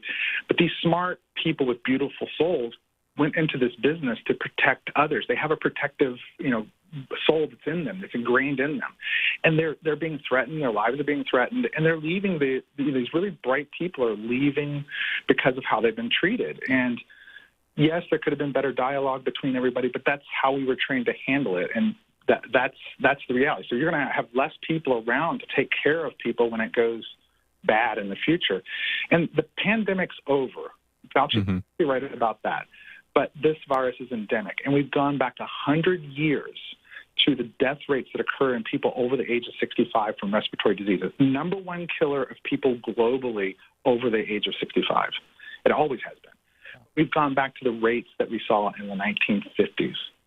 So then, couldn't I make the argument, we've had the CDC come out and say that people basically use cloth masks totally inadequately, and they don't work to a degree at all. But, N95s work great. So if you're that worried about it, if you're in that danger range, if you feel like you're susceptible again, why not have those people wear the N95s? If I'm a 22-year-old who just got it and I can't get it for a little bit, or I'm comfortable with what it might do to me, and I just want to, have the freedom to not use it, and I'm not in that danger range, I can make that decision for myself. I wouldn't need to wear a mask, but you can wear an N95, right?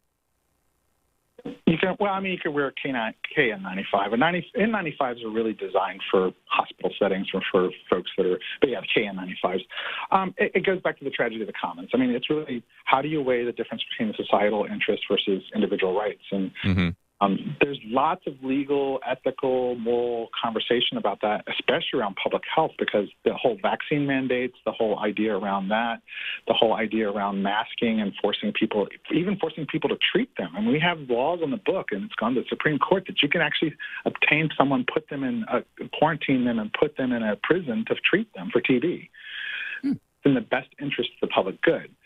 I keep hearing these arguments about, well, you could wear a mask if you want to wear a mask, but honestly, what you're doing, and from a virology point of view, and I have very few skills. It's almost like the Liam Neeson Taken movie. I have very few skills, but the skills I have, I've acquired through rigorous training and through arduous, laborious, and sometimes very dangerous situations in working in these viruses. And they don't care about us. And in the end, they will be here and we'll be gone.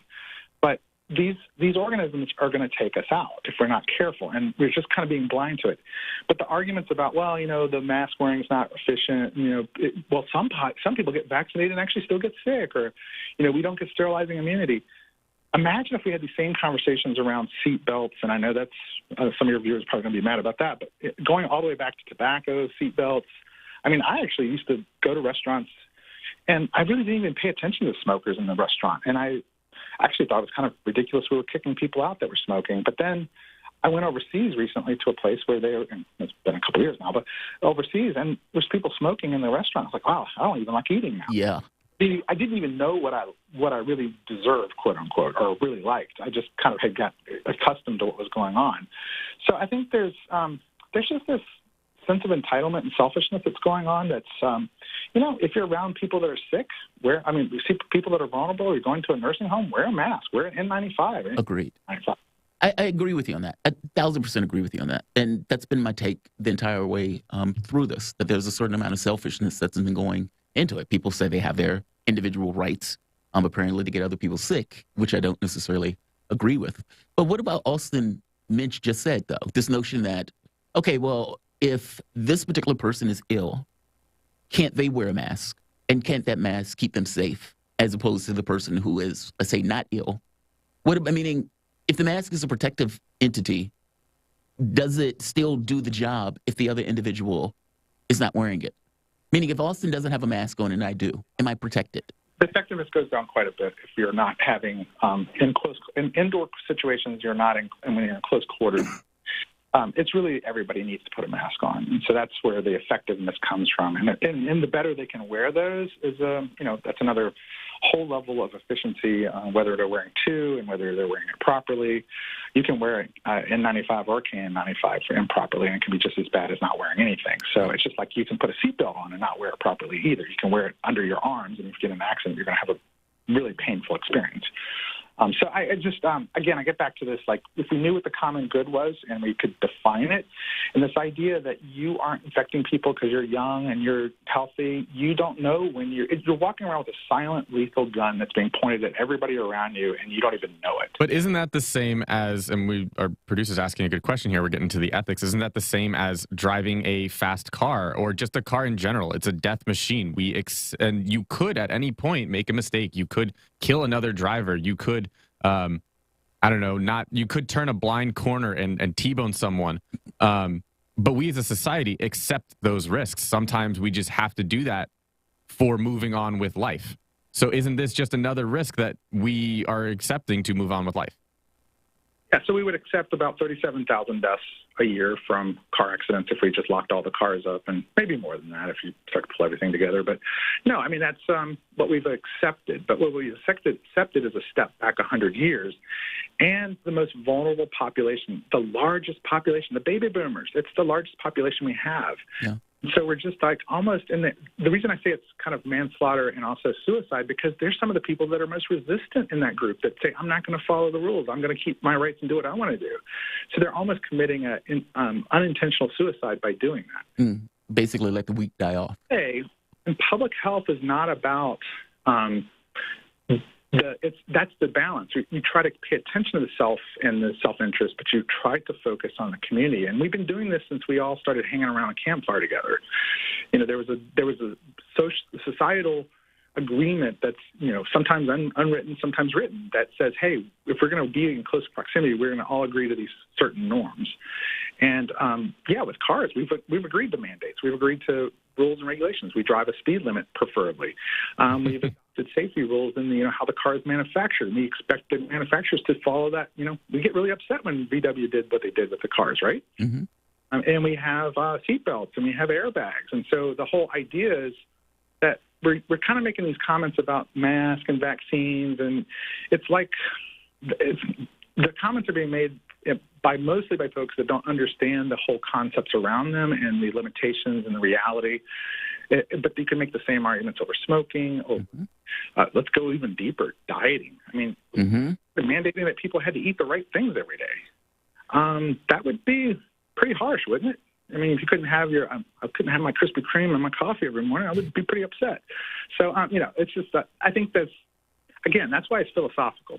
We can get past I can talk all the science you want to, but at the end of the day, it's philosophical. I think your point is there has to be a balance between the individual versus the needs of the society itself. And wherever that balance falls is going to be on some level subjective, but on some level it gets somewhat philosophical in regards to what are you willing to accept for the betterment of everybody else. And I think to your point about the car, I think it's a really good point. It's like, yeah, we accept a certain amount of deaths from cars. By the same token, we also try to mitigate that damage by signals, by protective equipment within the context of the car and everything else. And is there really that big of a difference between the protective equipment around a car versus a mask? Right, but shouldn't the protective equipment, if you feel so inclined, then be the vaccine, be the boosters? So if you feel like you're in that danger zone, shouldn't you be getting those things to protect you against it? If I want to put myself at risk in America, don't I have the right to do that? But I think the rub is it's not just you anymore. Because at the point where you get sick, you potentially infecting other people. And not just that. Even if... So then what are the vaccines for then? I know that we're not even talking about them as a way to avoid transmission, because that's not happening anymore. It's to avoid death. Okay, so it's to avoid death and grave illness. And to put you in the hospital that is going to occupy a spot. And it's to avoid hospitalization then. So then if you're in that danger zone, just get the shot and the boosters then. Right. But why do I need to? Yeah, well, you still can fill up hospitals. I mean, meaning you have a lot of people who basically said, I don't care about it. Shouldn't have to get the vaccine. And those people end up filling up hospitals, which prevent people who actually need to go to hospitals from getting into those hospitals. Look, if there were no consequences where the individual could get sick and that person basically dies by themselves, I wouldn't have an issue with that. I would be okay with that. That person has made a personal choice about their life and everything else. I think my issue comes in when it's like, well, I don't want to wear a mask and I should be able to eat at any restaurant that I want to. It's like, well, get out of here. That's nonsense.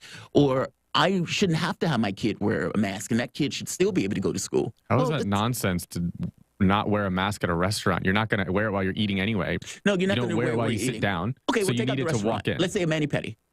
Let's say you're going to get a pedicure.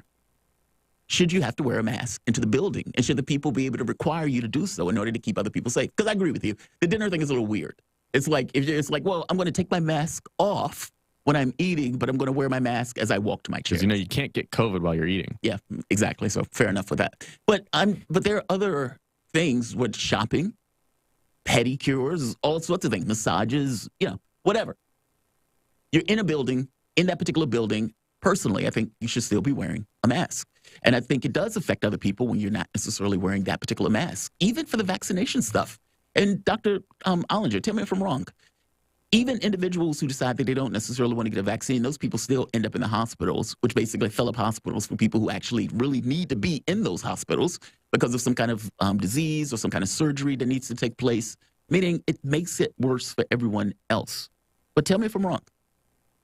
No, I don't want to get into the debate about whether or not, someone who has clearly that's not happening. The whole issue about somebody gets shot in the head and they do a swab and they find that they're COVID positive and they're registered COVID deaths. I mean, there's a gray line that's a little fuzzy, and I think the CDC and others are working on trying to clean that up a little bit. But we're reaching 1 million deaths, and we never thought that would happen with this pandemic. And it really gets back to, again, is you're kind of mentioning the acts of self versus the acts of society. So with infectious disease, I guess we can equate it to our nuclear reactor.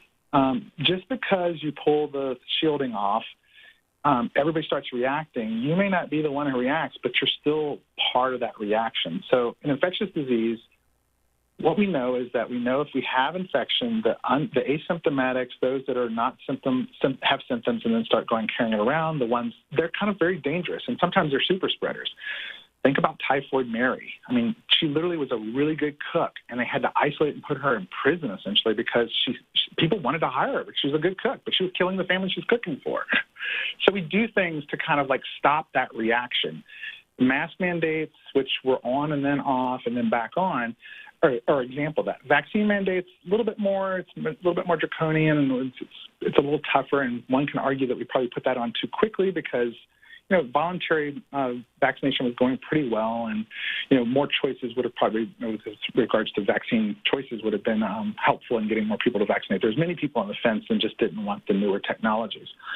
So it gets back to this whole concept about, can you do something for others that doesn't cost you a lot in your life? And so, yeah, you can go outside and run because it's safe to run outside without a mask on. I think that's kind of ridiculous, but if you go to an indoor facility where you're going to hang out with a bunch of people close and you don't know who's in the room, wouldn't you think it's polite to put your mask on? I mean, yeah, and I've done that consistently, but, I've also had to deal with people who have not gotten vaccinated, and they're basically being asked not to participate in society, period.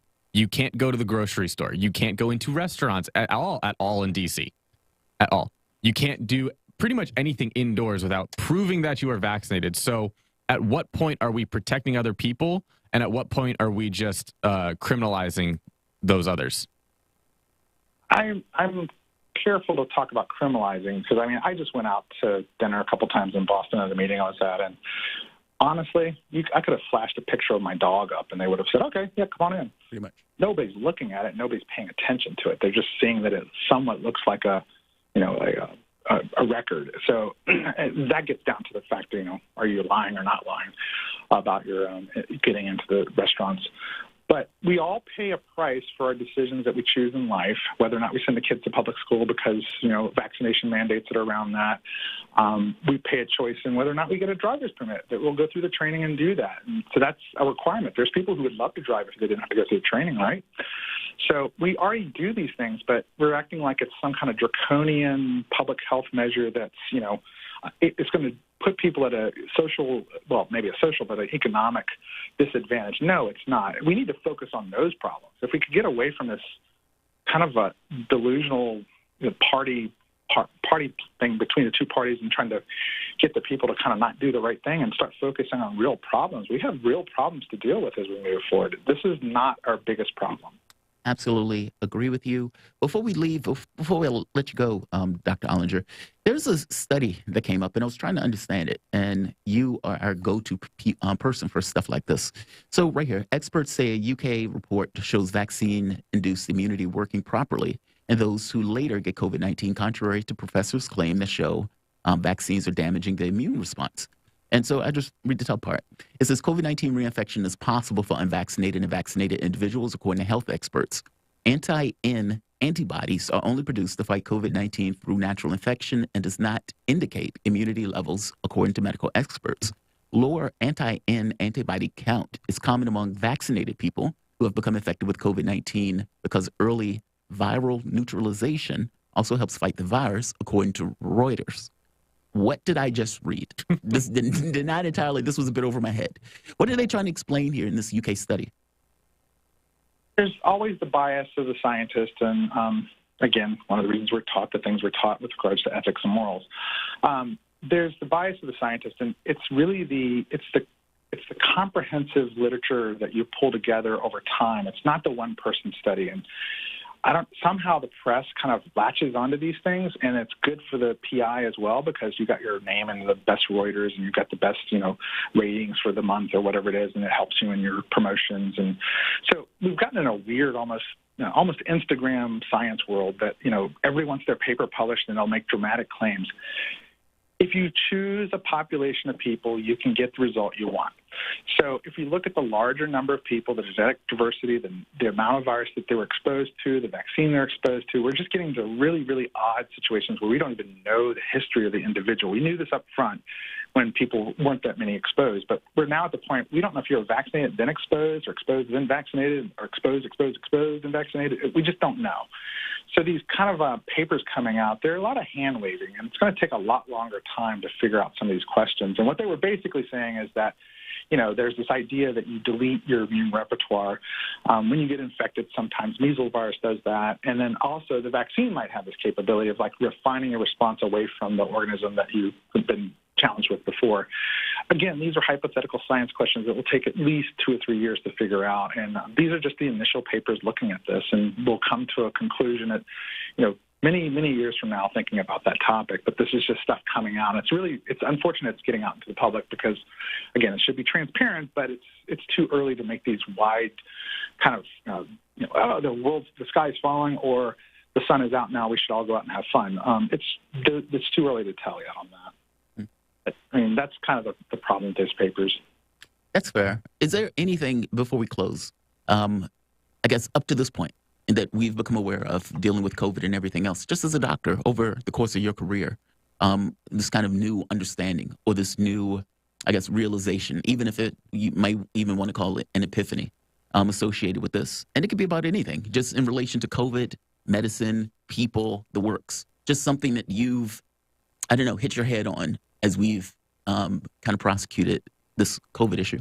I think just kind of like two things I kind of would bring up. One is that these viruses are, they act, as I said before, they act in the same family and the same approach that they always do. And as we learn more about them, we thought there was about 4,000 beta coronaviruses, and just a couple of days ago a paper came out looking at genomic sequences and suggests that it's about 100,000 beta coronaviruses out in the world in mammals. Kind of scary. So our chance for a spillover event has increased dramatically. And then we have a paper from the Chinese that just recently showed that in South Africa and in Uganda that there's a virus that's a MERS virus, Middle Eastern Respiratory Syndrome-like virus, which is a beta coronavirus but very different from SARS-1 and SARS-2 that uses a different receptor. Well, this virus that is well known to be in bats actually uses the same receptor as SARS-2. So this is a receptor that we know could have easy respiration transmission, and we're talking now 20 to 30% lethality within humans. So that's kind of scary that, there's a bunch more that are out there that could spill over and it could be worse. So, I hope history will prove us wrong. I hope we find ways to, find the universal coronavirus vaccine and do some other things that will make this kind of go away as a problem set for us. But it's going to take all of us working together and not pointing fingers at each other and trying to blame each other, but finding some common resolution. And that's what I love about your show. I mean, I don't know if you guys have doctorates in philosophy, but you should have them because you sit there and you have across the table, you have a conversation. It can get heated.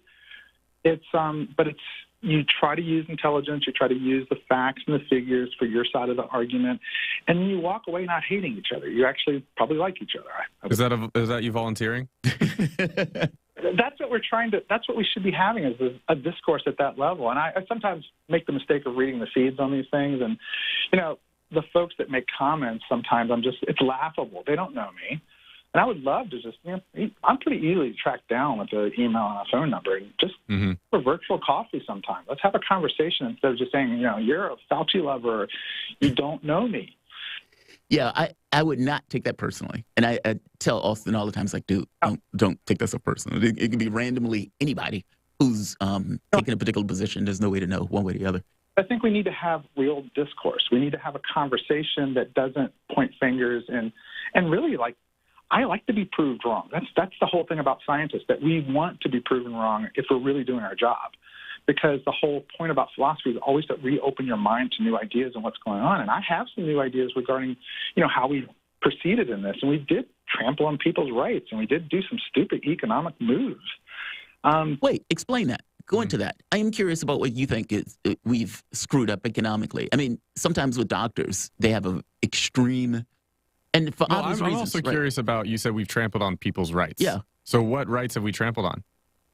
Well, I think the vaccine mandate was too early, too quick.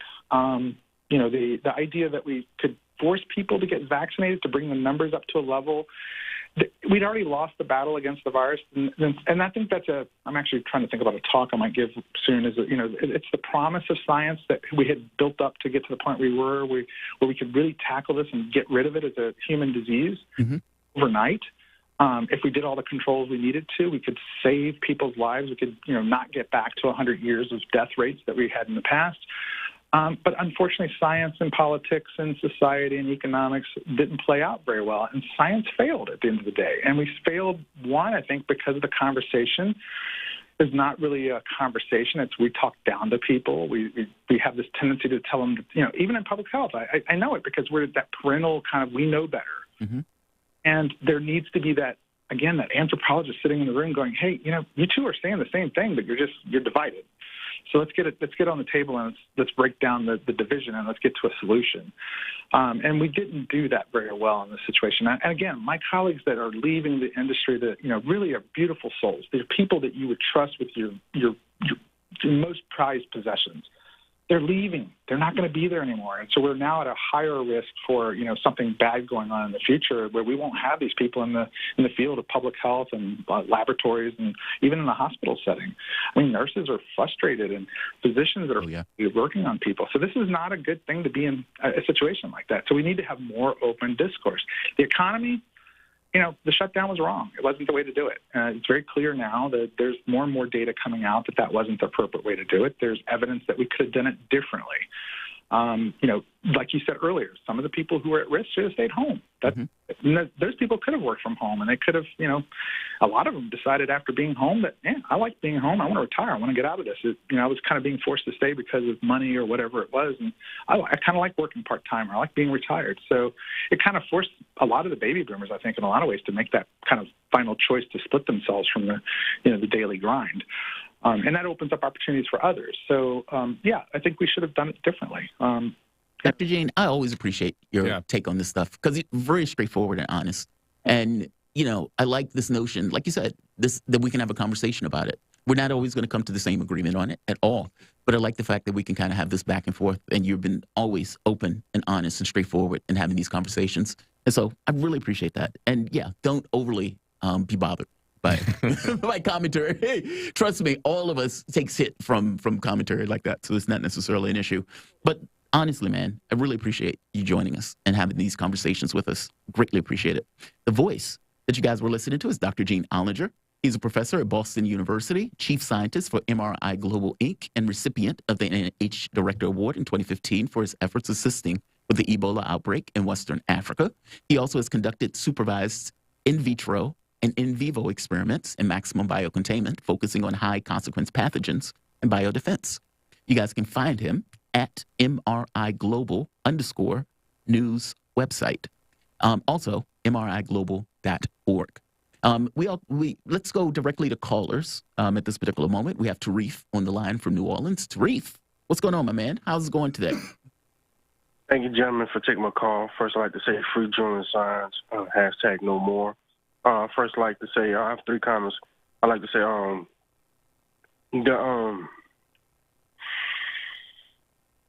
the trucker things, how they banning the currencies and all that, dealing with, they can't get funds. Right. I won't be surprised if they find out a way to go through the cryptocurrency way. If they go through that, there's going to be haul from the ban the funds getting to the truckers, Mm-hmm. That's my first comment. Second comment is dealing with the U.S. with the diplomats here don't understand anything about energy and economics because we're already in the economic crisis and energy crisis.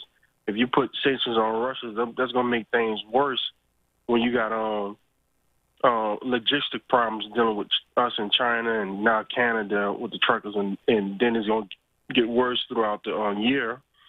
And also my last comment, another person I think, this is my opinion, I would like for y'all to interview in the future. His name is Anton Shankin. He wrote books on American history, dealing how, how this country was supposed to be created and how you always had this kind of deep state back then that was trying to overturn things, how you had people trying to split up the country and make their own royalty here.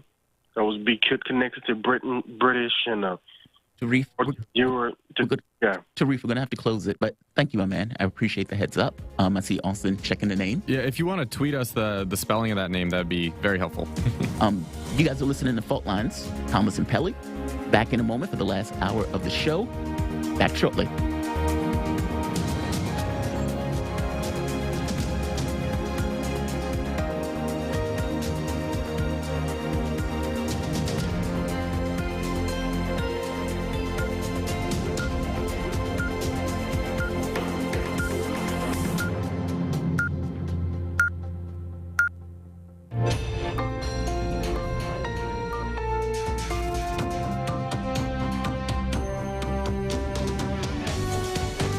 listening to Radio Sputnik. Telling the untold.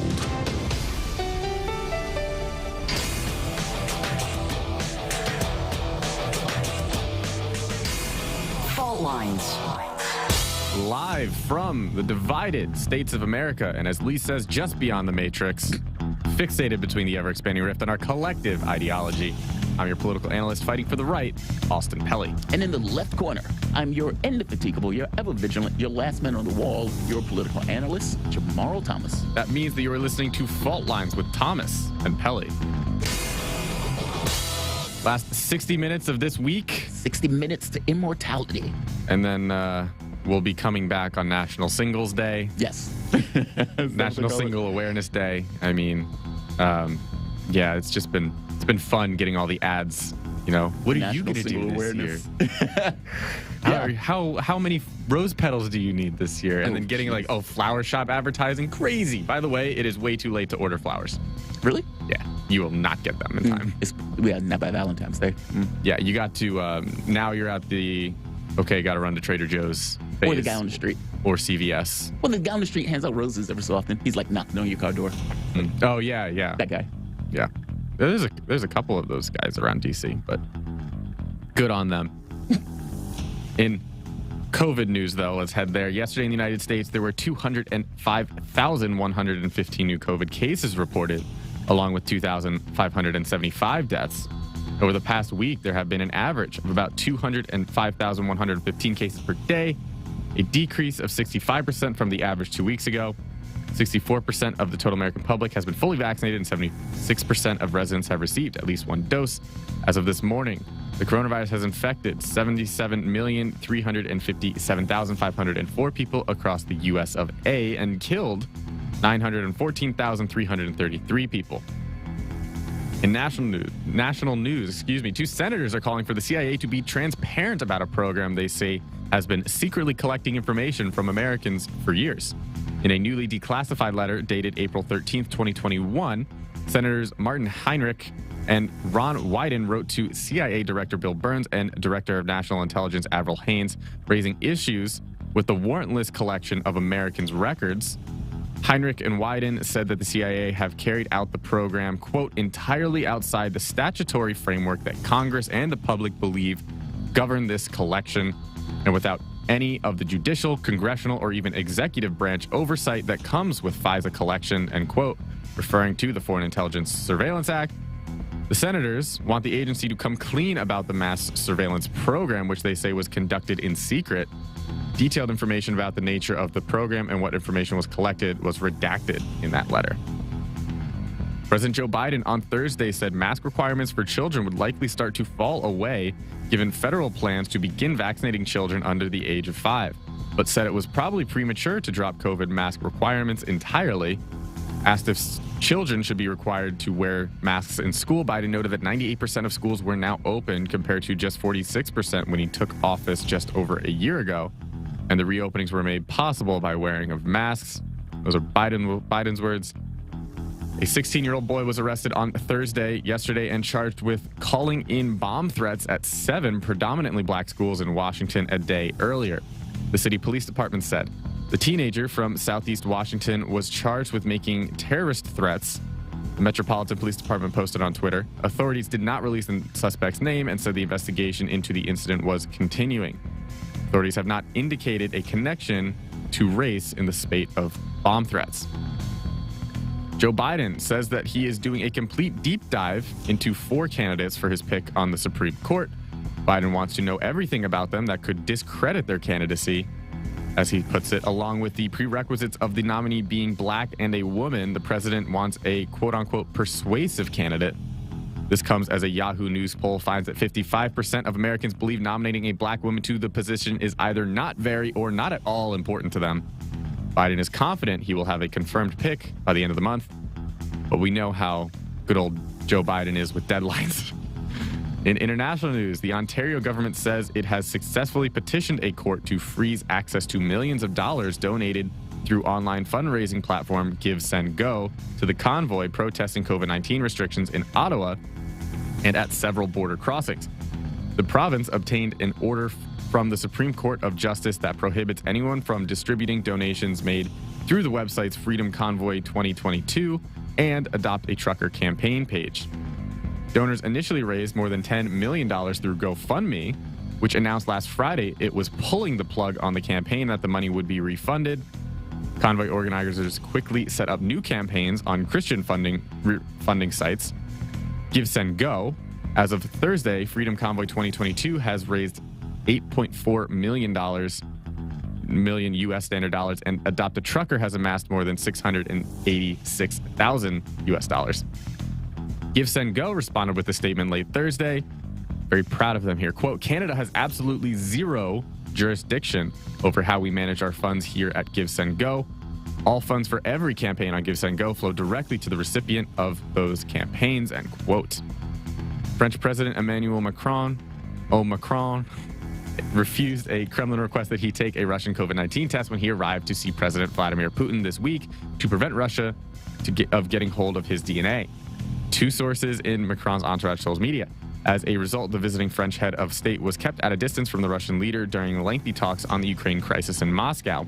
They were photographed at opposite ends of a table so long that it provoked satirical comment on social media and speculation, including by diplomats that Putin might be using it to send a message. Kremlin spokesman Dmitry Peskov confirmed that Macron had declined the test and said Russia had no problem with this, but it meant that a 20-foot distance from Putin was required in order to protect the Kremlin's leader's health. In sports news, the 2022 Beijing Olympics are in full swing. The current leader is Norway with 14 medals, 6 of them gold, followed by Germany with the same gold but only 9 medals. The U.S. sits in 5th place with 10 medals, 4 gold, and China in 7th with 3 gold medals, 3 silver, and no bronze, totaling 6. And in holiday news, today is National Inventors Day. Satisfied Staying Single Day. And World Day of the Sick. Those are your headlines. You're listening to Fault Lines with Thomas and Pelly. Satisfied Staying Single. I love that. We got a day, man. Satisfied staying single, and then Monday it's, of course, Do you Valentine's think Day. this is just a, well, you know what? I'm not going to be affected by Valentine's Day, so we're going to put this in here beforehand, you know? We're going to be proud to be single. Proud to be single. I'm waiting for people on Valentine's Day to be, very angry, saying, how dare all of these people. Well, no, I guess this doesn't entirely work. But basically, it's like you feel some kind of way because you don't have a relationship and other people are basically celebrating Valentine's Day. It's kind of weird insecurity. But, no, man, I mean, maybe. I don't think it's coincidental that all of a sudden it's like, I'm proud to be single, and then Valentine's Day, like 3 days later. Yeah, I think it's people pardoning themselves for that particular holiday that's not even a real holiday. What are you talking about? St. Valentine was a real person. I'm not saying the person wasn't real. I'm saying the holiday. But to be fair, no holidays are real, all things being equal. So, what, are we in a Matrix? No. I mean, Christmas. I mean, what are holidays? What are holidays per se? It's just a created day that people are given to celebrate something on. But there's no cosmic nature to it. I mean, there's no... Why does a holiday have to be cosmic? A holiday is entirely within... It's created. Culture. Yeah, that's what I said. It's not real. It's created. How is that not real? So culture... It's not like a rock. It's a thing that the people come together and basically say, we're going to commemorate this day for some particular reason. That could be anything. I mean, we've had like Cream Cheese Day. Yeah. And then you have like Christmas right beside it. I mean, don't get me wrong. I love Christmas. I love Thanksgiving. I love those days. By the same token, are they real? Yeah, it depends on what you mean by real, I suppose. Well, if society believes it. It's a thought thing. Well, you just mean, is it tangible? Can you touch it? Yes. No. Okay, there we are. We agree. Yeah, you can't touch a day. Is time real? Can you touch time? I can see it. You can see time. I can see the effects of it. I put it that way. I can see the effects of Christmas. I guess you could. But the difference is the Christmas thing is something that we're contrived. I don't know. Look, I think all of those things are created, to be honest, from the standpoint of thing. If we're bringing in like time, gravity, and those type of things, that gets a little bit more complicated. You can see the effects of that stuff. Seeing the thing itself is a little bit more difficult. You're getting very ethereal. Yes. Here. Yes, I am. But I don't think that being tangible and touching something means that it's not, that it is real. But, Well, that's what I said. Depends on what a definition of real means. I mean, depends on what your definition of is. Well, phrase from Bill Clinton. Yes. I have a question for you regarding these headlines. Go for it. The 16-year-old boy who was arrested for these threats. Remember yesterday I was saying, like, I hope this isn't a horrible trend that's starting with the bomb threats to the college campuses and now this high school, which, by the way, winding down in ages. What next? Bomb threats of middle schools? I know, right? I know. It went from college. That's pretty bad. 16 years old. Are we going to try him as an adult? I hope. Oh, God. I don't know. I don't like putting people in prison, all things being equal. I am very dubious about the whole prison system stuff. I don't think it necessarily makes people better. There are certain crimes where it's like, okay, send a person to jail. You got to keep society safe, or at the very least, a person did something where they needs to be monstrously punished for. But is this a youthful indiscretion? Or is this something? It's terroristic threats. It is 100% terroristic threats. It is a terroristic threat, yes. But 8 different schools. Is it a youthful indiscretion, or should the book be thrown at the 16-year-old? Kids do crazy things. Like calling terrorist threats? Calling bomb threats? I mean, you're calling it a bomb threat, and it is a bomb threat. And they can name it a terrorist threat. Fair enough. But that doesn't necessarily change the fact that it's a 16-year-old that did it. Is this something where they should throw the book at him, or is it a youthful indiscretion? I think they're going to throw the book at him because they're going to try to nip this in the butt. Different question. Oh, should they throw the book at him, or should this be looked at as useful? Meaning, look, I think a 16-year-old has way more of an option to rehabilitate than a 35-year-old who does it. Okay. Because I think it's 25, I believe, is when your brain stops fully forming. Yeah, for a while you're still in that stage of. So he's still got time to climb out of it. He should 100% be punished for it. Okay. I understand that, like, you can make stupid decisions, and you know, the whole question of like what goes on behind closed doors of like locker room talk between men and stuff. Yeah. Or even just talking with your friend, or the anonymity of online, or what he perceived as the anonymity of calling in a phone call, saying and doing wilder things than you would in public. Yes. Agreed. So, and dude, definitely consequences. I guess high schools get brutal, man. Yes, they do. With how they talk, interact with each other, because they're all figuring that out, feeling that out. If this is him feeling that out, and the thing is, U.S. government don't play with that. No, they don't like to play with that. But should they? I mean, play with should that. They play with that? No, I don't mean should they play with that. Everyone just try shouting bomb. Right. I have a bomb in it. Just got to do it at least in once. A plane, yeah. You know, it's like you can't grow up unless you do it at least once. No. I don't mean it. Should they be okay with that? I guess my thing is. Our lawyers are telling me I need to walk back that statement. Right. It's like the people in the background's like, no, stop. No, I just mean kids are different than adults. And kids, like you said, they get themselves into these kind of weird situations sometimes where they are not necessarily entirely evaluating outcomes and repercussions. Yes, agree. He should be punished for it. I mean, if you don't punish him for it, you kind of leave this thing where the person thinks they can get away with it. Jail time seems so strong to me, man. Oh, man. What are the consequences of jail time in this person's life? And is it one of those things that's going to be to his betterment or to his detriment? That's where it comes to me on whether or not that 16-year-old should get jail time for doing something stupid like this. Well, I mean, he's probably already going to have a very difficult time getting a job. Yes. And getting into anything except a community college or trade school. Well, he hasn't been prosecuted yet, has he? He's just been not yet, but he's going to be convicted of something. Yeah. Yes, he's going to be convicted of. But that's you hit the point dead on the head. Is it to his betterment, and is it to even society's betterment to throw the book at the 16-year-old? Or is it something else at this point? Meaning, should there try to be this kind of rehabilitation at this point as opposed to throwing a book at him? See, for the individual, I want to say that stupid mistake, you're going to get convicted of something, but I don't want to put you in jail. I want to make you realize to the best of your ability how wrong that was. Yes, agreed. And rehabilitate and fix whatever mental thing wasn't there that you thought this was a good idea. Agreed. In the individual. But you know, what am I? I'm a precedent guy. Right. What does this say? I mean, I would go as far as saying that school shootings within this past decade became a trend. What does this say of starting this new bomb threat trend if you get let this kid away with a slap on the wrist? It's one guy. I mean, for now. Yeah, for right now. But I mean, we can't. It's a different kid from the colleges. He could have heard about the colleges one and then picked up on it and started doing it himself. And it could keep going. It's not that I think he should get away without having anything happen. I guess the question is, what are those consequences? And if those consequences are so damaging to the individual where it basically ruins the kid's life? Is it to the betterment of him and society to basically throw the book at him? I mean, I get it, precedent stuff. But what's the precedent for basically throwing the book at I think it's better to him, and as a human, I want him to not get super corporally punished for this. Right. But it's better to society to set the precedent that we are hard on these threats. Mm-hmm.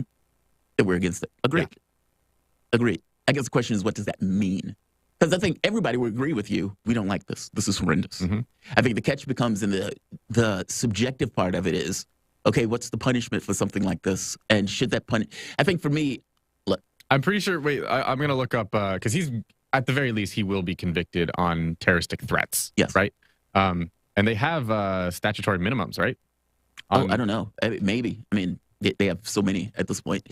And if they do have statutory minimums, I might even want them to knock that down from terroristic threats to give the judge more leeway in regards to determining what they want to happen. Because, look, I don't think it's beneficial to society if we throw the book at this kid and it ends up in a situation where the kid's life is somewhat ruined, and society, by definition, is also ruined because of it.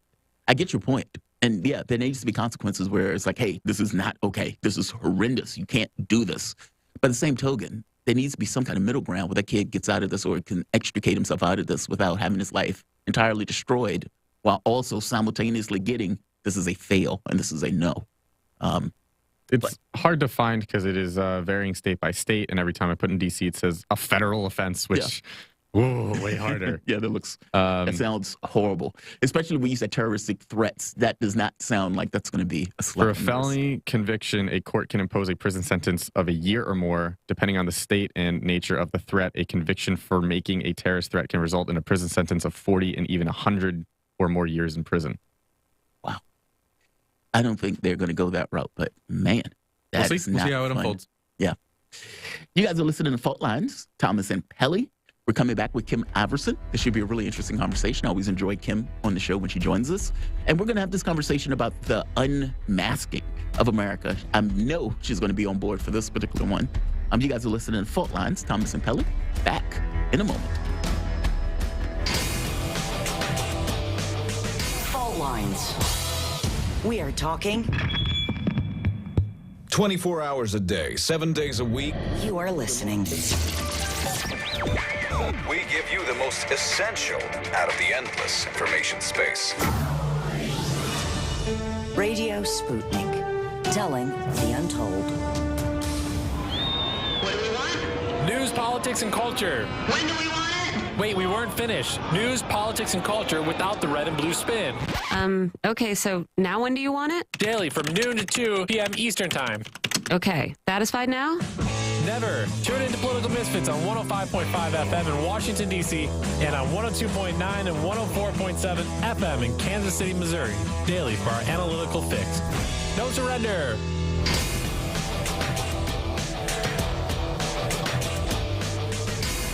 Fault Lines. Welcome back to Fault Lines on Radio Sputnik. My name is Jamarl Thomas. I'm joined with my co-host, Austin Pelly, coming to you live out of our station in Washington, D.C. If you guys happen to find yourself in the D.C. area, you can catch us on radio at 105.5 FM and 1390 AM. We're also kicking around in Kansas City at 102.9 FM and 104.7 FM. If you guys are digging what Austin and I are putting down, whatever platform you're consuming this content on, give us a like and share that audio or video. If you want to join in on the conversation, you can do so with a chat, a tweet, and of course, you can reach us by phone at 202-521-1320. Your engagement helps make this show what it is, so definitely don't be shy. And Joe Biden calling Lester Holt a wise guy. And why is he calling Lester Holt a wise guy? Certainly Lester Holt said something that was inappropriate. No, Lester Holt asked them about inflation going through the roof. And as we were talking to Mark Frost about it earlier, it has basically hit a level, it's breaking records. In regards to how fast it's going up. 40-year high. Yeah, 40-year high, 0.6 over the course of the year. Over the course of the month, not even a year, over the course of the month, and 7.8% over the course of the year. Those numbers are extraordinary. And the lower you are on the economic ladder, the harder those numbers hit. We have a conversation about this and other issues that are taking place. We're joined with Kim Iverson. Kim Iverson is an independent journalist and host of the Kim Iverson Show on YouTube, one of our regular and one of our favorite guests. Kim, welcome to the show. Hi. How are you doing this morning? Thanks for having me. Always. I'm great. Thanks for having me. No, thank you for joining us. We have this clip of Joe Biden having a conversation with Lester Holt in this interview. And Austin kind of made the point. Biden has been a bit abusive to reporters recently, isn't he? And I guess the answer is yes. Sometimes it's deserved, but in cases like this, not so much. I guess that he's trying to be relatable. He keeps trying to be like, oh, haha, I'm one of you guys. But how many times does he have to just affront these reporters that are asking him legitimate questions? Legit questions. And the question on inflation, when inflation is at a 40-year high, is a legitimate question. Let's play the clip. I think it was back in July, you said inflation was going to be temporary. I think a lot of Americans are wondering what your definition of temporary is. Well, you're being a wise guy with me a little bit, and I understand that's your job. But look, at the time, what happened was let's look at the reasons for the inflation. And the reason for the inflation is the supply chains were cut off, meaning that the products, for example, automobiles, the lack of computer chips to be able to build those automobiles so they could function, they need those computer chips. They were not available. So what happens? With the number of cars were reduced, the new cars were reduced, it made up at one point 1/3 the cost of inflation because the price of automobiles were up. Well, that's one of the reasons. Holt was not acting like a wise guy. That was a legitimate question, especially if the president is saying inflation is temporary or transitional, and we're, a year later? I want to say more, but it's on the list. So you can't say it. I have to say, it just seems like Biden to the press is being a jerk. Yeah. He's being really kind of annoying. A little prickly, to put it mildly, especially when the questions are legitimate questions. What are your thoughts, Kim? What is going on with Biden on this? Well, Biden has shown that he's always been a little bit of a curmudgeon. He's always had a jovial personality, but he's always been very, even when he was vice president, he would just kind of say things off the cuff. But now I think as he's gotten older, he's becoming like a curmudgeon a bit. But, look, he's obviously extremely stressed out. This is why he's snapping at people. This isn't the first time that he's snapped at a reporter. He's also been very testy in other situations as well. And I think it really just boils down to extreme stress. His presidency is right now, as it stands, going down as one of the worst ever. And that is without being Donald Trump. He's not even Donald Trump, right? At least with Trump, they asked him questions about things he said on Twitter or things that were in a lot of situations irrelevant to the actual job. They were just more about personal attacks, and so Trump could kind of swat those away. But even though Trump was obviously very annoyed by those types of questions, and Biden is not getting those personal questions, but he is getting real questions about his job as president. And right now he's going down this will go down in history as one of the worst. The only thing he could do now to make it worse, I think, is start a war. And he's doing everything he can to do that with Russia. So, much more aggressive than I think Donald Trump ever was with any of our foreign, in foreign policy. So, and I think he's doing it in an attempt to save his presidency, quite frankly, without realizing that America's changed and that the American people do not have the appetite for war that, used to rally everybody together. I think it's instead extremely divisive. So, things are not going well. Nothing has gone well in his presidency at this point. So, yeah, he's snappy. Mm-hmm. Yeah, snappy is an understatement. And it's weird because, like you said, the questions that they're asking him are legitimate questions. They're not saying, hey, Mr. Biden, you said something the other day about, it's not that. It's, hey, you said inflation was transitional. It's not transitional. It's a year later. Dude, what's going on? And it's even questions related to, okay, what are you going to do about it? It's like, sir, you keep asking about the Build Back Better plan, but your own party has basically said that's dead. And even though that's dead, even if you could get it passed, is that really going to be something that's going to address inflation directly in a way that's adverse? Yeah, exactly. So it's like the stuff that they're hitting him with is not illegitimate. Biden is getting, in a weird way, if Trump had to deal with exactly the same thing that Biden was dealing with, and he had a hostile press in the same way, that Trump had a hostile press, they would have eaten Biden alive at this point. Even now, it's still soft touch. Biden is in a really bad situation right now with inflation. And it's because if it were any other president right now, anybody else who had won besides Biden, they would be able to, because the issue is that the inflation problem is clear that it's not transitory. Right. It's clear that it is not just related to the pandemic, that the pandemic was part of it. Maybe the pandemic sped it up, but it certainly is tied to something else. The problem for Biden is that something else, Obama's policies after the crash of 2008. Obama's attempts to...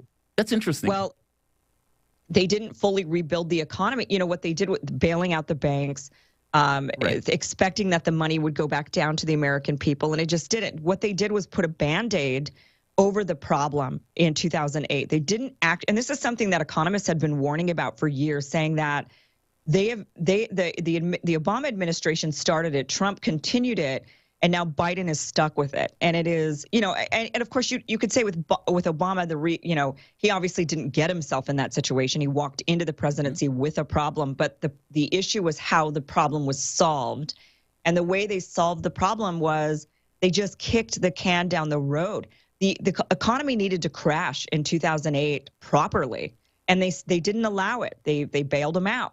And when they bailed him out, it just put the Band-Aid on the problem without actually correcting it. There needed to be collapses, and they were too afraid of the collapses. And really what should have happened, obviously, I think now is they should have allowed these big companies, the big banks to collapse, and they should have bailed out the American people. Agreed. Instead, they did it the other way around, right? Agreed. They bailed out the banks, and they thought the banks were going to bail out the people, and the banks didn't. The banks not only ran off with taxpayer dollars during the bailout, but also ran off with the homes, right? Yes. And then sold the homes and made more money. And Obama let those homeowners go bust. That's the wild part about that. Absolutely. Right. And because he could have. What that did, though, that just didn't actually solve the problem. It just literally kicked it out of his presidency. So he was like, okay, not my problem. And he dealt with it for 8 years thinking, okay, I'm going to have a good economy and build back.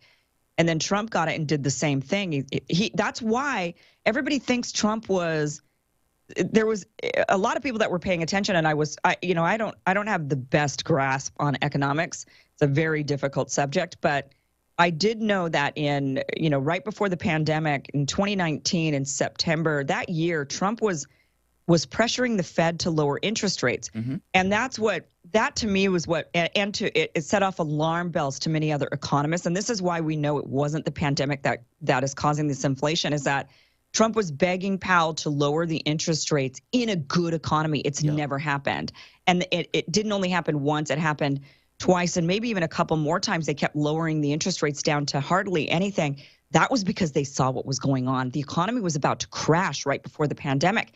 The pandemic happened, and they got this magic gift. And I think that's one of the reasons why there was this okay, let's just shut everything down. I think it was partially virus, but I also think this would give them the out of okay, when we'll just blame it on a virus. We had to crash the economy for the virus. But it was already crashing. We knew this because they bailed out the banks again in overnight repo markets, which people were not paying attention to. I was paying attention to this. They were dumping, billion. They ultimately, I think, dumped a few $1 billion into the banks without people even knowing. I mean, it was reported on, but people weren't paying attention to it. And by the way, here we are, fast forward a couple of years, they still don't know why the banks were insolvent at the end of the night. They don't know. I mean, hello, everybody. They didn't know why the banks were insolvent at the end of the night in August, September, October of 2019. The economy was crashing, and it was the banks. They were going under again. And then the virus happened, and everybody shut it down. All of these, governments were shutting it down despite people protesting this and saying, no, this is for your own good. We're going to save you because of a virus. The reality was they were saving their own skins. The economy was crashing. They didn't know what to do, and they could blame it on a virus. And now here we are, and they try to blame it on the virus, and it's not the virus. And it's becoming increasingly clear that it wasn't linked to the pandemic. It was something else. Biden's left holding the bag. What is he going to do? Is he going to blame Obama? He was vice president. He's never going to do that. Yeah. He's screwed. He's totally screwed. That's a definitely interesting take on this, and I know that we had Mark on just a little bit ago, and I pose this question to him, but I mean, Biden said in that interview with Holt, by the end of 2022, that inflation rate's going down. And no one's really believing that. He also seems to be very fond of making promises and deadlines that he can't keep or make. And he keeps doing it.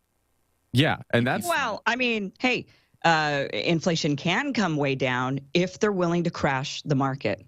They're going to have to, they have to pick the people or Wall Street. The problem is Wall Street is also the people in this situation. It's the retired people. So they have to choose between everyday inflation or not only killing the market for the wealthy, but also for retired people who are relying on that market for their pensions and for their, for their retirement accounts. It's a real tough choice, and they're going to have to they have to decide. Also, no president wants to preside over a market that tanks. Like, no president wants to be in the middle of an economy. Well, no president wants to be on the hook for 600,000 deaths either. Yeah, exactly. I mean, and Biden, I guess, is on a hook for both in a weird way. I mean, yeah. I mean, because what did he make the comment that if 200,000 people die, under the president has to own it. Well, that's on Biden. And then it's like the pullout for Afghanistan. Biden has to own that. Or the, now whether it's the COVID deaths, what's the pullout of Afghanistan, what's the economy taking? How about let's see if we enter a war against Russia? And there's another one, right? It's like, how can we put ourselves at odds with Russia and China in a way that's going to put us in a horrible disadvantage and put Europe in the cold?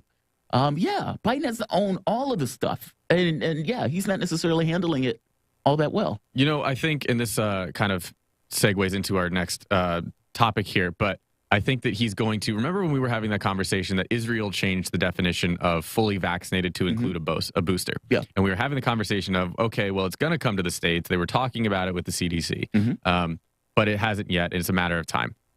I don't think that's going to ever happen anymore because I think Biden wants to say, I mean, he even said, he wants to get past He said that under my administration, I was handed 46% of schools were closed. Yes. I was handed that. Now we're at 98%. And why? Because of my mask mandates.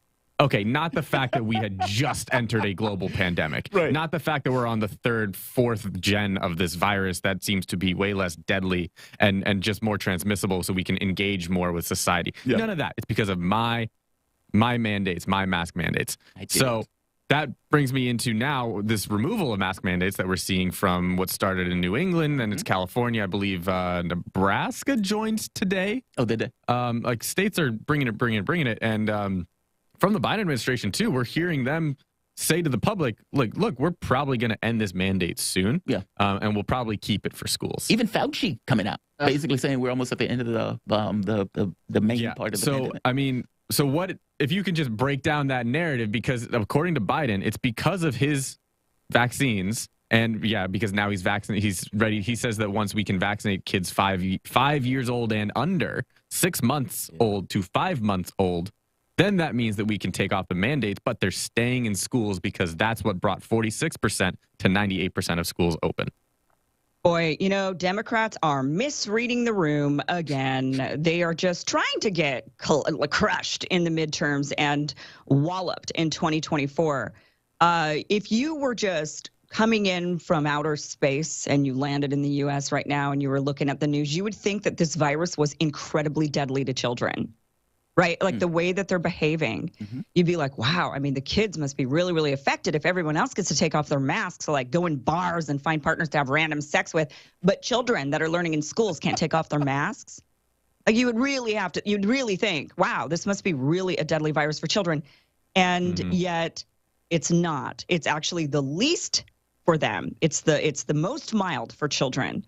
And yet we're behaving like it is so deadly. And the reason why children were to be masked in schools, the original argument for that was because children live with older people. So if the children contract the virus at schools and then they come home to the older people, they could then infect the older people who are then more vulnerable. And this has always been the reasoning for any sort of the mandates is it doesn't matter about you and your health. You might be perfectly fine, right?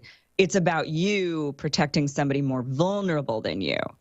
And so that has always been, but now I don't know what the logic is, when they say, okay, that all the vulnerable people can take off their masks, but the ones that are the healthiest, they can't. Very strange. It is very, very strange. What do you think about the governors? Wait. Weren't you just saying in our last segment that you're all for the mask mandates to stay? For kids. Yeah, I am perfectly fine with the mask mandates. But why for children when grandma and grandpa now get to take them off? That doesn't make any sense when the original logic for having the children mask was to not spread it to grandma and grandpa. I am not for grandma and grandpa taking their mask off in buildings either. Meaning I haven't necessarily deviated or changed on this point about mask wearing. To me, mask wearing is minor in comparison to if somebody wants to make this argument, I don't believe they should be vaccinating 5-year-olds. Definitely not on board for that. I don't necessarily believe that they should be forcing, kids to even forcibly to go to school in that case, especially if it's between the vaccination and versus not. And look, I even agree with your point. The kids have a lower propensity to get COVID and certainly a lower propensity to die from COVID. I don't know if they have a lower propensity to get it, but certainly they're not getting sick and dying from it. I mean, very, very, very, very rare. Yeah. Well, I guess that's kind of my point. But for me, the mask thing is minor. The mask thing is easy, but it's so much harder to try to even just the logistics of trying to get a school of a public high school of a couple thousand students to wear masks. And now let's bring down the age. Yeah, a couple hundred middle schoolers, a couple hundred elementary school. But they're not even doing this in Europe. Like in all of Scandinavia, they never masked the kids. I mean, so in public places, they did certain ages of kids, like certain countries would say, okay, 7 and above. It was never below that, though, but it would be 7 and some of them were 12 and above. Some of them were 17 and older, had to wear masks, but they didn't ever mask the children in the schools. And not only did they not mask the children in the schools, but they didn't mask the teachers either. And especially, they did not mask any teachers, even if they got very close to the children, holding the children, hugging the children. See, I find that to be under the age of 5. Yeah, see, I find that to be irresponsible. I mean, don't get me wrong. You can make it. They allowed choice. They said if you feel like you want to wear a mask as a teacher, you certainly can. But they also didn't encourage the teachers to wear masks if they were teaching certain things like reading. And children need to see the mouth movement in order to really learn to read properly. But, why? I don't understand the mandate of any of this when we now know. I mean, they're even saying it on CNN now that the mask doesn't stop the spread. I mean, unless you're wearing an N95 mask, and even then they don't work. They're not bulletproof. I mean, they still have leakage, especially if you're not wearing them correctly, and they only last for so many hours if you're wearing them nonstop. So, yes. I mean, but we do. I mean, come on, masks do work. And no, they don't. Look at where we're at in the pandemic. How can you even say that with a straight face at this point when we've got so much spread? We have a ton of spread, yes. And we have a ton of people who are dying, yes. And many of those people have been vaccinated and everything else, not necessarily the number of people that were dying. Nothing's worked. Man versus virus. Are you serious? Virus has You're won saying every that single nothing time. has worked. Nothing has worked. No, nothing's worked. The vaccine has worked in helping reduce the severity of illness for certain groups of people. Yes, right. That's the only thing that's worked. That's it. So the masks haven't had any effect at all?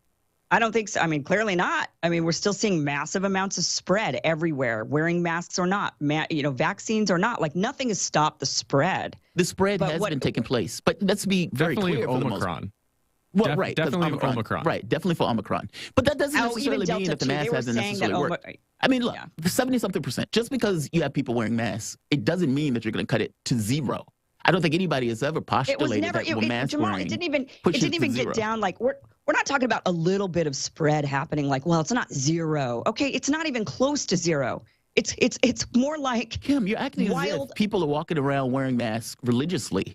Oftentimes, the mask mandate has been on and off, whether people would have it on and another point to take it off. A lot of people are walking around pretty religiously with it. I don't buy that. I don't think so. I remember even when we were traveling once before, people weren't wearing the mask, like talking about like it's as if COVID was killing 5,000 people a day. I mean, and it's become far less likely. Yes, you'll see people in a building with masks on. Fair enough. But they're taking away the mask mandates at this point. And even now. No, I mean, I live in an area where we've never dropped the mask mandates. And everybody California. Does wear them. Yeah, and they wear them religiously in Los Angeles. DC does too. I would say over 50% of people that you're walking by have on the street, outside, they have masks on. Outside. Exactly. Here in LA, outside people They do have a lot of them.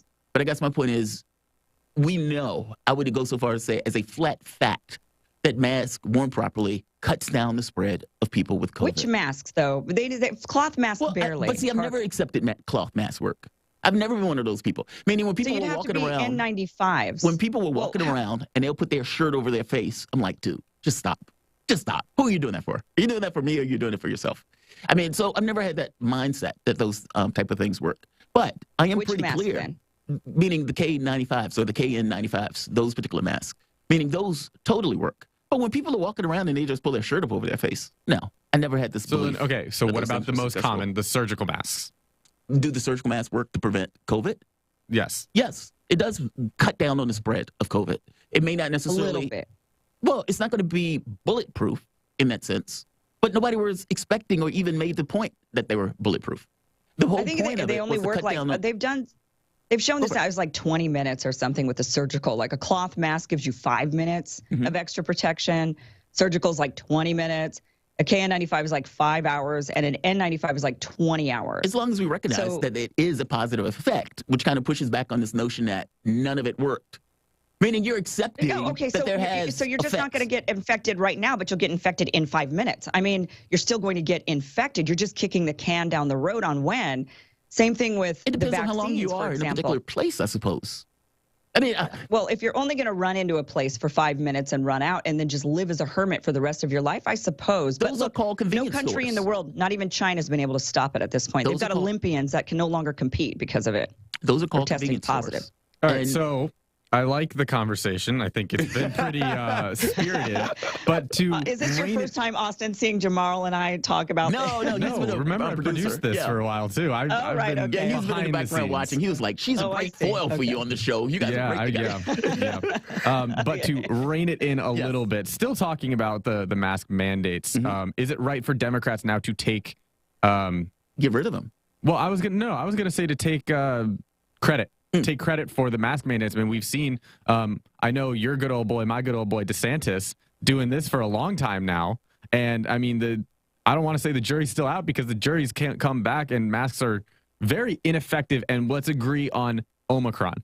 Let's just start there. Very ineffective on transmission, but go ahead. at the very least. So now that we're seeing major Democratic cities. I'll say lessen, but go ahead. Okay. Sure, Jamal.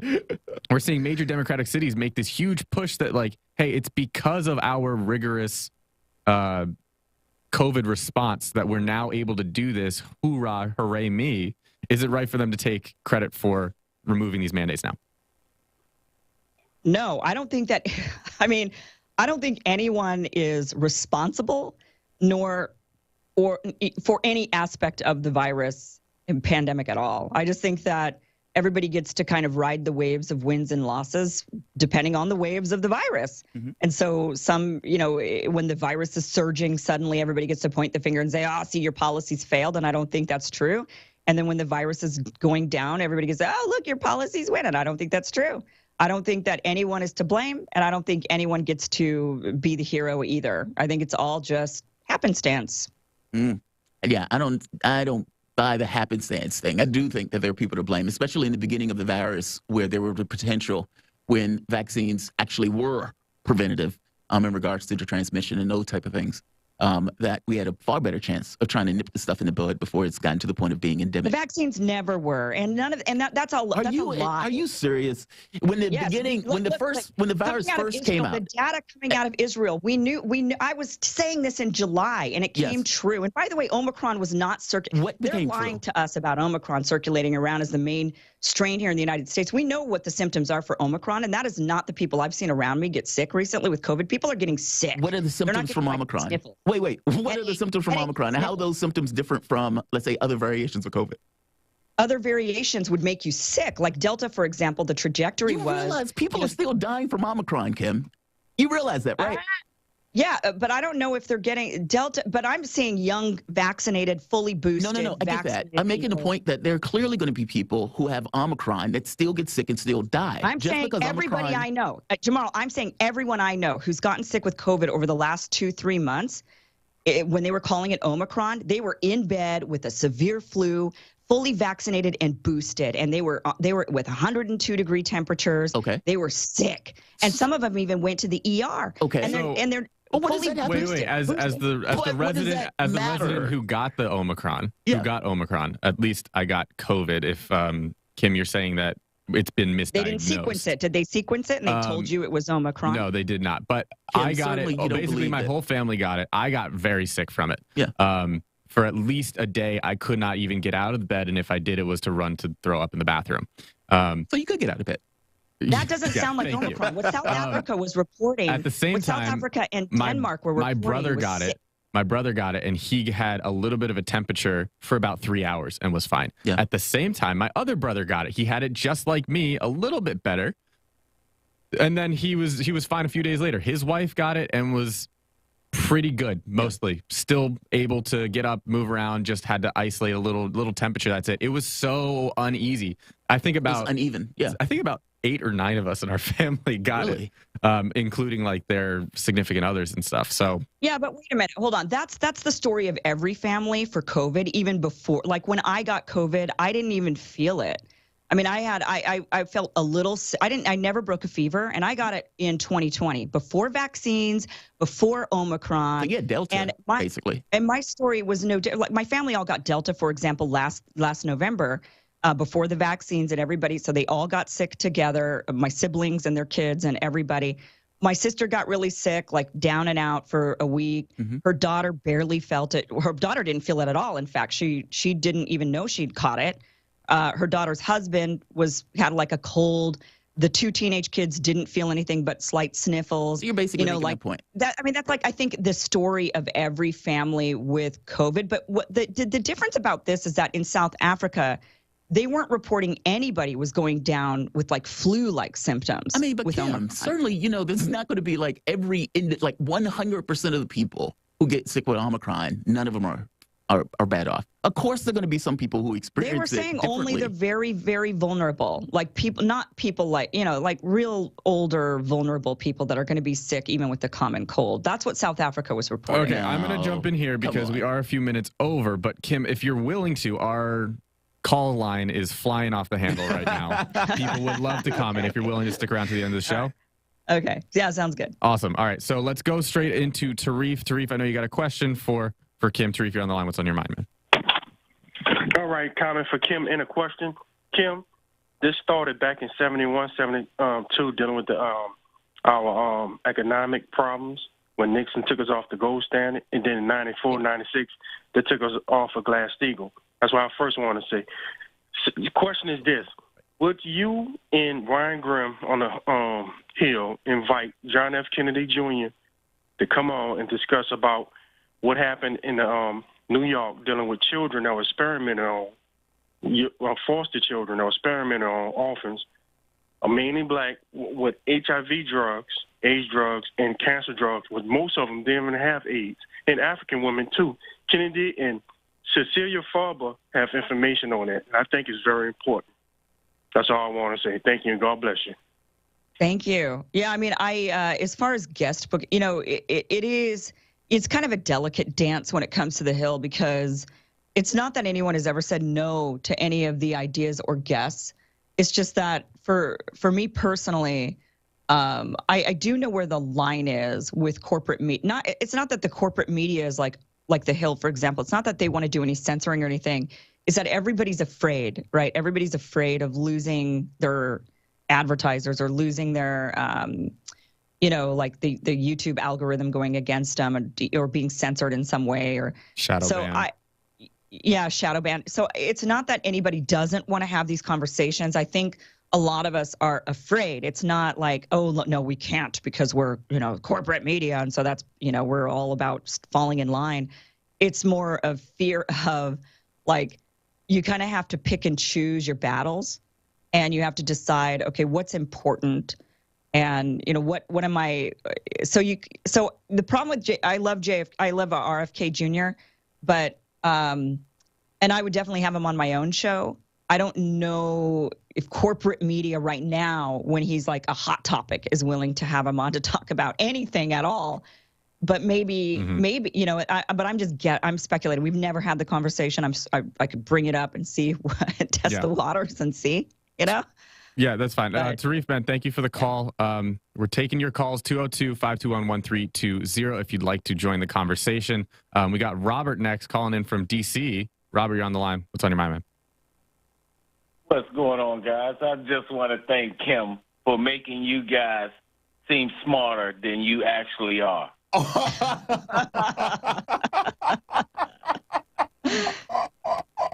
I need this caller on my show every day.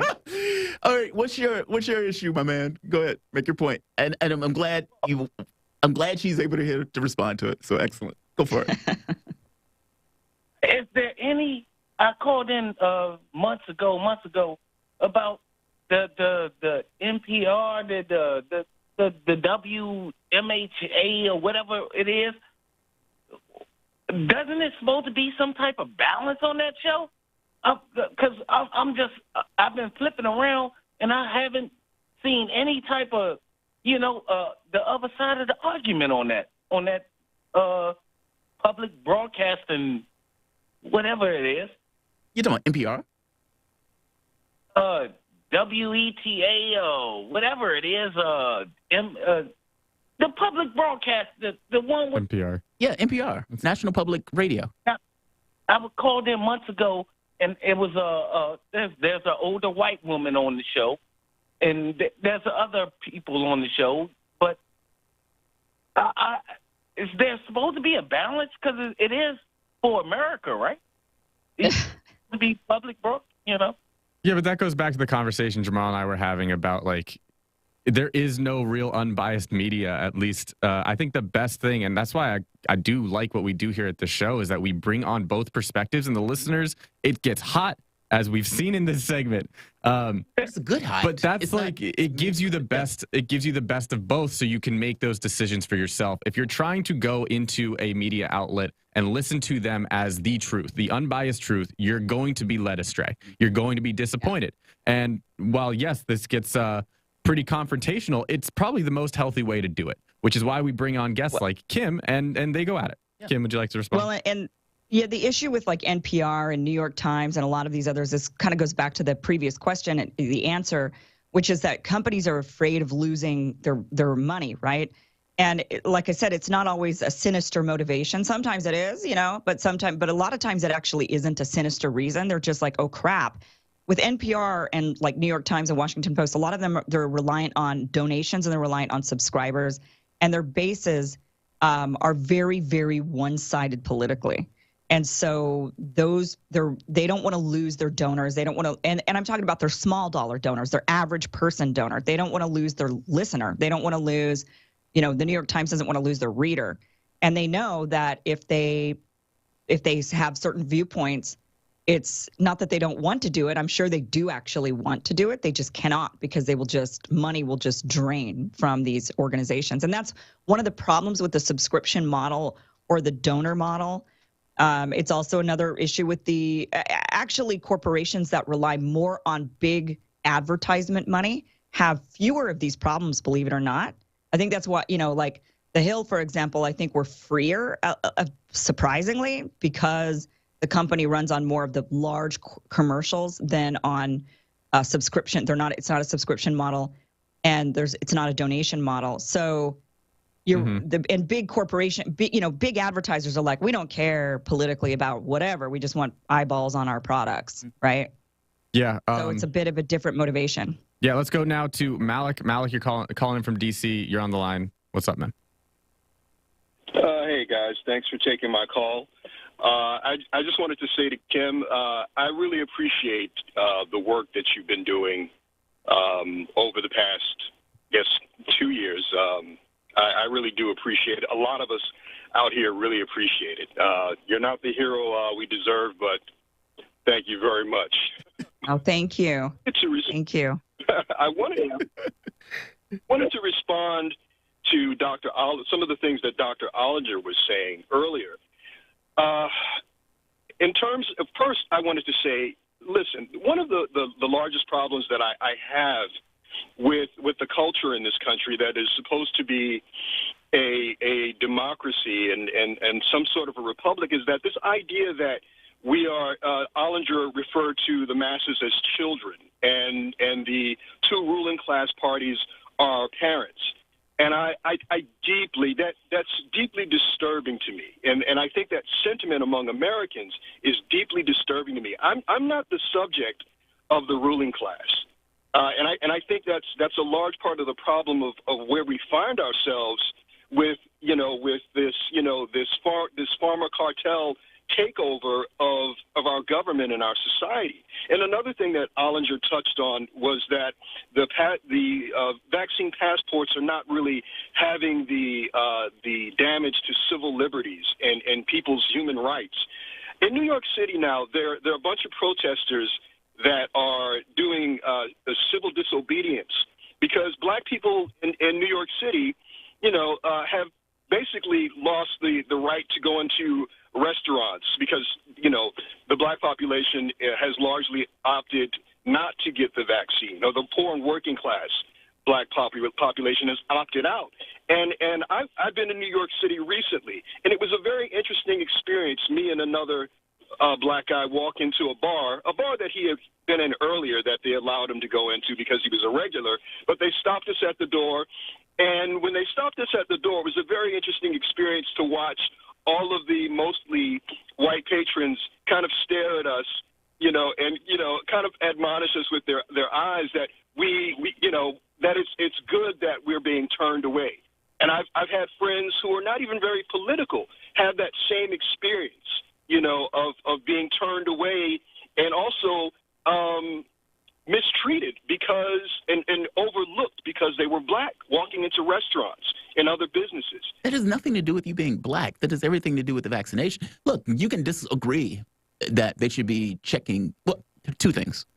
Ollinger didn't really say that. He said the opposite of that. Very, very classist and racist. Wait. He said the opposite of that. That's the first point. Experience. That Ollinger's thing was basically that they might have went too far with the regulations and everything else with COVID, him making the point of even saying that they hadn't necessarily been all that effective. Yeah, he said the vaccine mandates on their own were trampling on civil liberties. Yeah, it was the opposite of what you're implying. So, and then when it comes to the parent structure, I know that it's a horrible analogy, but that's the reality that we're living in. I mean, you have those two ruling parties decide you have to have a vaccine to work, right, which means you have to have a vaccine to live, to make a living. Otherwise, or you had to have saved a lot and expected a pandemic to last for 2-3 years in this country, which is absurd. Right. So, yes, I understand that it's a horrible analogy, but it's a real one. I'm sorry, we'd like to address it more, but I do want to get to Brave calling in from Atlanta because I knew this segment was going to come up, but Brave was going to call in. So, Brave, you're on the line, man. What's up?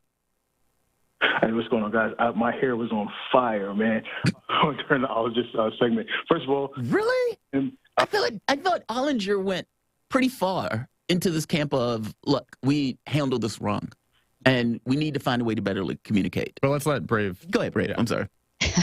Well, I mean, I'm still kind of giving him a little bit of credit because typically I'm Ghost Rider when Ollinger is on. My whole head, my whole body. In this case, it was only my mohawk, the only thing that was on fire. Again, I want to say what's up to Kim. Kim, you actually were covered by, your segment yesterday was covered by Jimmy Dore. I don't know if you saw it yet. So you actually... I did. I saw that, yeah. Jimmy's got such a beef with Ryan Graham. I don't know what the deal is, but, it is what it is. We all have a beef with Ryan Graham. But to the point of Ollinger's segment earlier and even following up on Malik's call, and I'll try to be quick. It is an infuriating analogy, and it's not true. It doesn't have to be true. We allow it to be true. It's problematic. We don't need them to make our decisions for us. We don't need them to act as our parents. And if they were, then their kids would be taken from them because they're doing a poor job of parenting. As Ollinger, I would give him credit on that point alone. The idea that you will now mandate something that doesn't stop you from actually getting the virus makes no sense. It's never made any sense, and the science has not changed. I think that just the polls have changed. The science has not changed because there have been a good group of doctors that have been saying these things that they're just not. Brave, we're going to have to cut in, my man. I'm sorry. Dude, 2 minutes before. It's like you always come down for we the had last 30 a seconds. full line today. Yeah. But Kim, thank you very much. Kim Iverson, you guys can see her on Rising and on The Hill. She also have her Kim Iverson show. You guys are listening to Fault Lines. Thomas and Pelly, I want to thank all of you, including the producer. I want to thank the engineer. And I want to thank all of the callers who called in for today. You guys have a phenomenal weekend. And we guys will see you bright and early Monday morning. Have a great day, guys. Bye-bye.